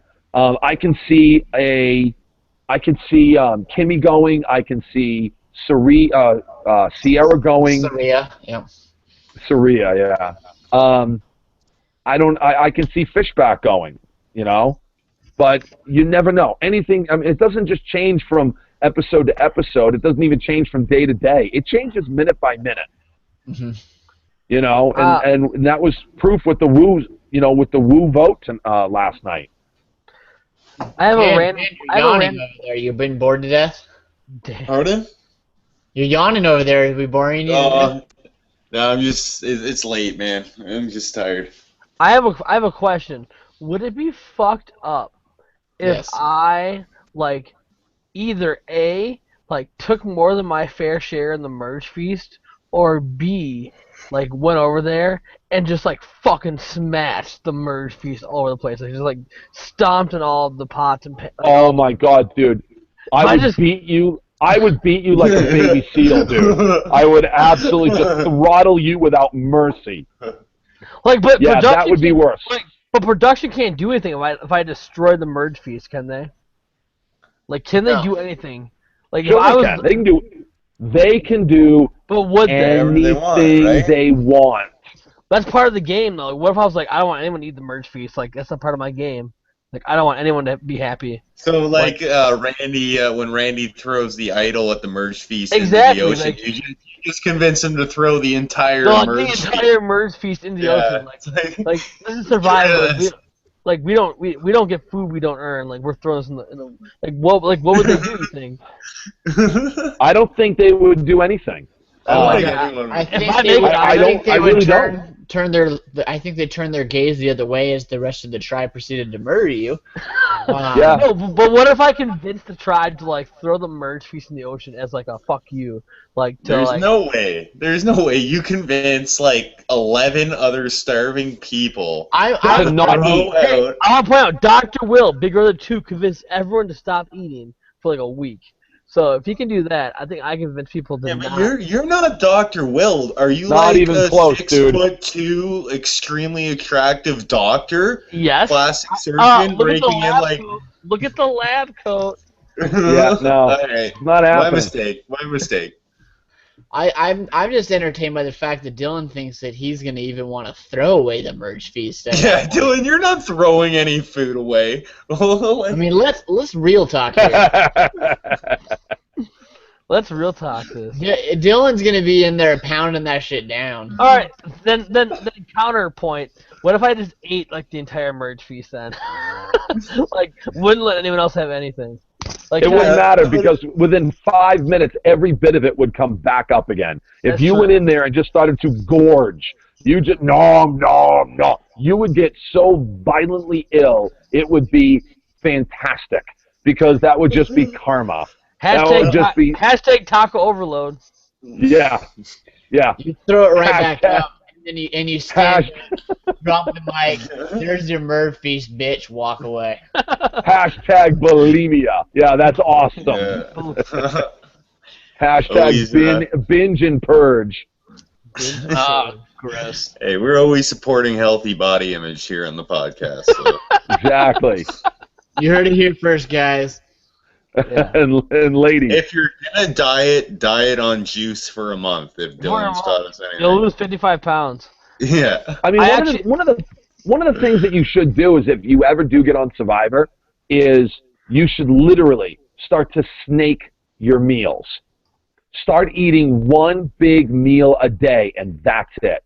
Okay. Because that's going to slow your metabolism down, and that's going to make you more acclimated. Mike actually gained 25 pounds before he went on the show. Mm-hmm. I had lost 25 pounds before I went on the show. I was riding my bicycle a ton. I rode my bicycle everywhere. It's about a 20-mile round trip to get to work. And I was riding my bike every day. And then I'd get to the post office, and I would just walk laps around the inside of the workroom floor. And I think it's 2.5 laps is 1 mile. So I would walk during the long legs, and I would jog during the shorter legs, the shorter sides. And it helped. It actually helped out a lot. I knew that a lot of the challenges were going to be weight-based. Yeah. So I wanted to try to lose a little bit of weight, but I knew I couldn't lose a lot. But I was trying to get my wind up. I was trying to so at least I'd have a little bit more stamina. Okay. To the 8 viewers that are still watching at this point, I give you props. As we're almost, I'm one of them. As, all right, guys. 2.5 hours into this podcast. All right, we're gonna wrap this up. So there was a tribe swap. There was a tribe swap. And Wu got voted out. There you go. Wu got voted out. Terry went home. Merged next week. Good recap. So I gotta tell you what I am. So. I decided to dress up as a Chip and Dale dancer. So my question is, Dan. No Foley. bow tie. No, but I didn't have a bow tie present. Right. Oh, there goes. I stepped on my damn headphones again. Bob Crowley would be disappointed. Dan, I have one from my wedding, and it's all like rainbow colors, and it was like multicolored, and I had no idea where it's at. But this is the vest from my wedding. Anyways, Very nice. my question is, I'm dressed up as the Chip and Dale dancer. Dan Foley, I'm asking you to cordially be my Chris Farley to my Patrick Swayze. Did you say you and Patrick Swayze in the same sentence, really? I think we can overlook the back half of the comments and just The focus late, on the great back. Patrick Swayze is rolling in his grave right now, Niko. Yes, he is. I don't The know late, if you great remember Chris Farley. when we had the gun show going on a couple minutes ago. You had to pick two legends of acting, titans of Hollywood. Well, it's an SNL reference, Dan. If you haven't seen the video, I most certainly have. I knew you had. I figured you had. I was talking to. The other Dan. Canada Dan. Hey, No, don't you know? all I get are old reruns of Mad TV up here. So. Gotcha. Yeah, it's an old Saturday Night Live skit, and it's glorious. It is If spectacular. you ever get a chance, you need to watch it. But yeah, other than that, I really don't have anything else on my notes. I kind of skimmed them together about an hour before the show. I didn't even finish watching the episode. Well, I had actually missed the very first part of the episode where Terry went home. Okay. But I'd seen, I'd heard all about it, and I knew it was coming. So. I mean, I watched the whole episode last night. I'm talking about like today. I didn't finish it on my rewatch just because I didn't have time. But yeah, it doesn't look like we have any more questions. I think we hit all of them. I'm going through the Twitter feed really quick to make sure I didn't miss anybody. I don't want to get any messages afterwards of You ignored my question. I know. We only have so many fans. I can't afford to alienate them. Yeah, we can't neglect them quite yet. I think we got everybody. You get a thumbs down from somebody, so you ignore that question. Yeah, exactly. I actually cordially invite our hater on to the next show to come on and face us to our faces. And Dan, you are more than welcome to come on to the show and cordially tell that person to go fuck themselves. No way. I want to hear their opinion first. I'm an independent thinker. I take everybody's opinion, I assess it, and then I realize what a fucking idiot you are for not agreeing with me. I mean, that's pretty much how it works. That sounds about correct. Going through the YouTube comments, I think we hit everybody. Awesome. I think we hit all the questions. I got to tell you, I really like the interactive part of this podcast you guys do. I really do. I like the fact that the questions come in and you really try to make sure that we go through them. That's really cool. As you guys get really big, you'll have to pick and choose, obviously. Right. But for right now, it's easy to hit everybody, and I think that's cool. I really like that. It's all about the fans. I was say last week we weren't able to get a guest secured for last week. So one of the things I decided to do is I actually let Josh come on to the podcast as a fan for like the last 15 minutes and let us ask him some questions about the season, Survivor in general. Just kind of a fun little thing I wanted to do because he'd been such a big fan and he'd feed us a lot of questions. And so, I mean, I'm trying to make this as much of a fan-based podcast as possible because, I mean, the three of us at least, and obviously you as well, Dan, and Ben included, even though he's not here tonight, we're all just big fans of the show. And so I want to give any fans of ours that, want to talk about the show an opportunity to voice their opinion. And voice their questions. So I want to make sure that whenever we're out here, I want to get questions out as much as we can. And I'm sure moving forward, we'll probably bring a few more fans on the show, especially if we keep getting stood up by as many survivors as we have been. Who stood you up last week? No one stood us up last week. I didn't have anyone secured. I was trying to get some people, and I just wasn't able to. Stop saying secure stood up, Niko. It makes it sound like we were desirable in the first place and people back Well, that's true. us. I'm more say that we just get dating. ignored. Like we send messages. Yeah, no I one's send some agreeing. messages out. Yeah, we're not even getting the invite to the bar at 6 o'clock. We're just like they're not even phoning us and taking us out on a date. I was gonna say we're not even there yet. I've sent some messages out. Some of them I get like a reply to, and then I'll get nothing back again. Some of them I just don't get a reply at all. I was talking with someone back and forth for a while, and the conversations just kind of died. So I don't know what's gonna happen. I will let you guys know. They probably saw the show, Niko. They probably watched. That's probably what happened. It was a woman too, so that probably made it worse. Yeah. Nice. She's like, oh, you've had Dan Foley on there? No, I want nothing to do with you guys. No, that's... Now get out of my face! But what were you going to say before that, Dan? I actually got a call from Max Dawson tonight. He wanted me to be on his podcast. And he had, what the hell's the guy's name? Oh, he's one of the douchebag reporters. Steve Helling. There we go. Okay. Steve Helling. So we had Helling on the show with him, and he wanted me to come on as a guest. And I'm like, oh, yeah, I'd love to rip Helling a new one. I'd love to talk to that ass clown. But but I told him, and I said, what time? And he said, like, 10:15. And I'm like, I already made a promise that I would do, I was going to be on a podcast. So I could talk from, like, 9:30 to 10, but that's your window. And so I want you to know that I'm a person that keeps his promises. I told you I would do the show. Seriously. Yeah, we really I told you I would do the. awesome. No, I mean it. I told you I would do the show, and I've been looking forward to doing Max's podcast. But no, I say what I mean, and I mean what I say, and I told you I would do it, and I'm here doing it with you guys. So we might have anywhere from 6 to 12 listeners, but something. I mean, on Max's podcast, you have such a larger audience to offend.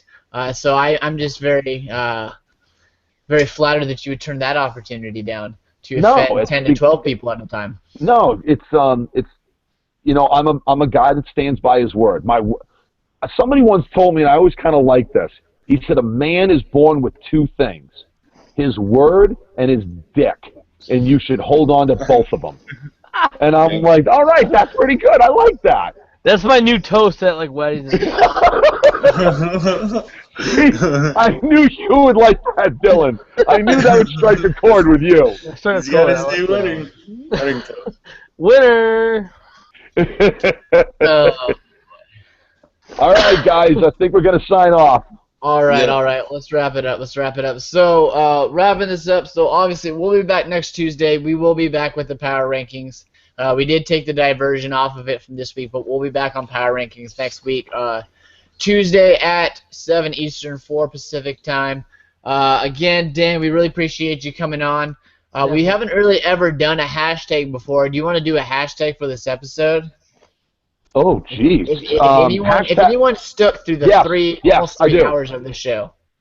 I do. I still say that, and they showed it again last night, that Jeremy is one of the smartest people out there because he wants to use Joe as a shield. Hashtag meat shield.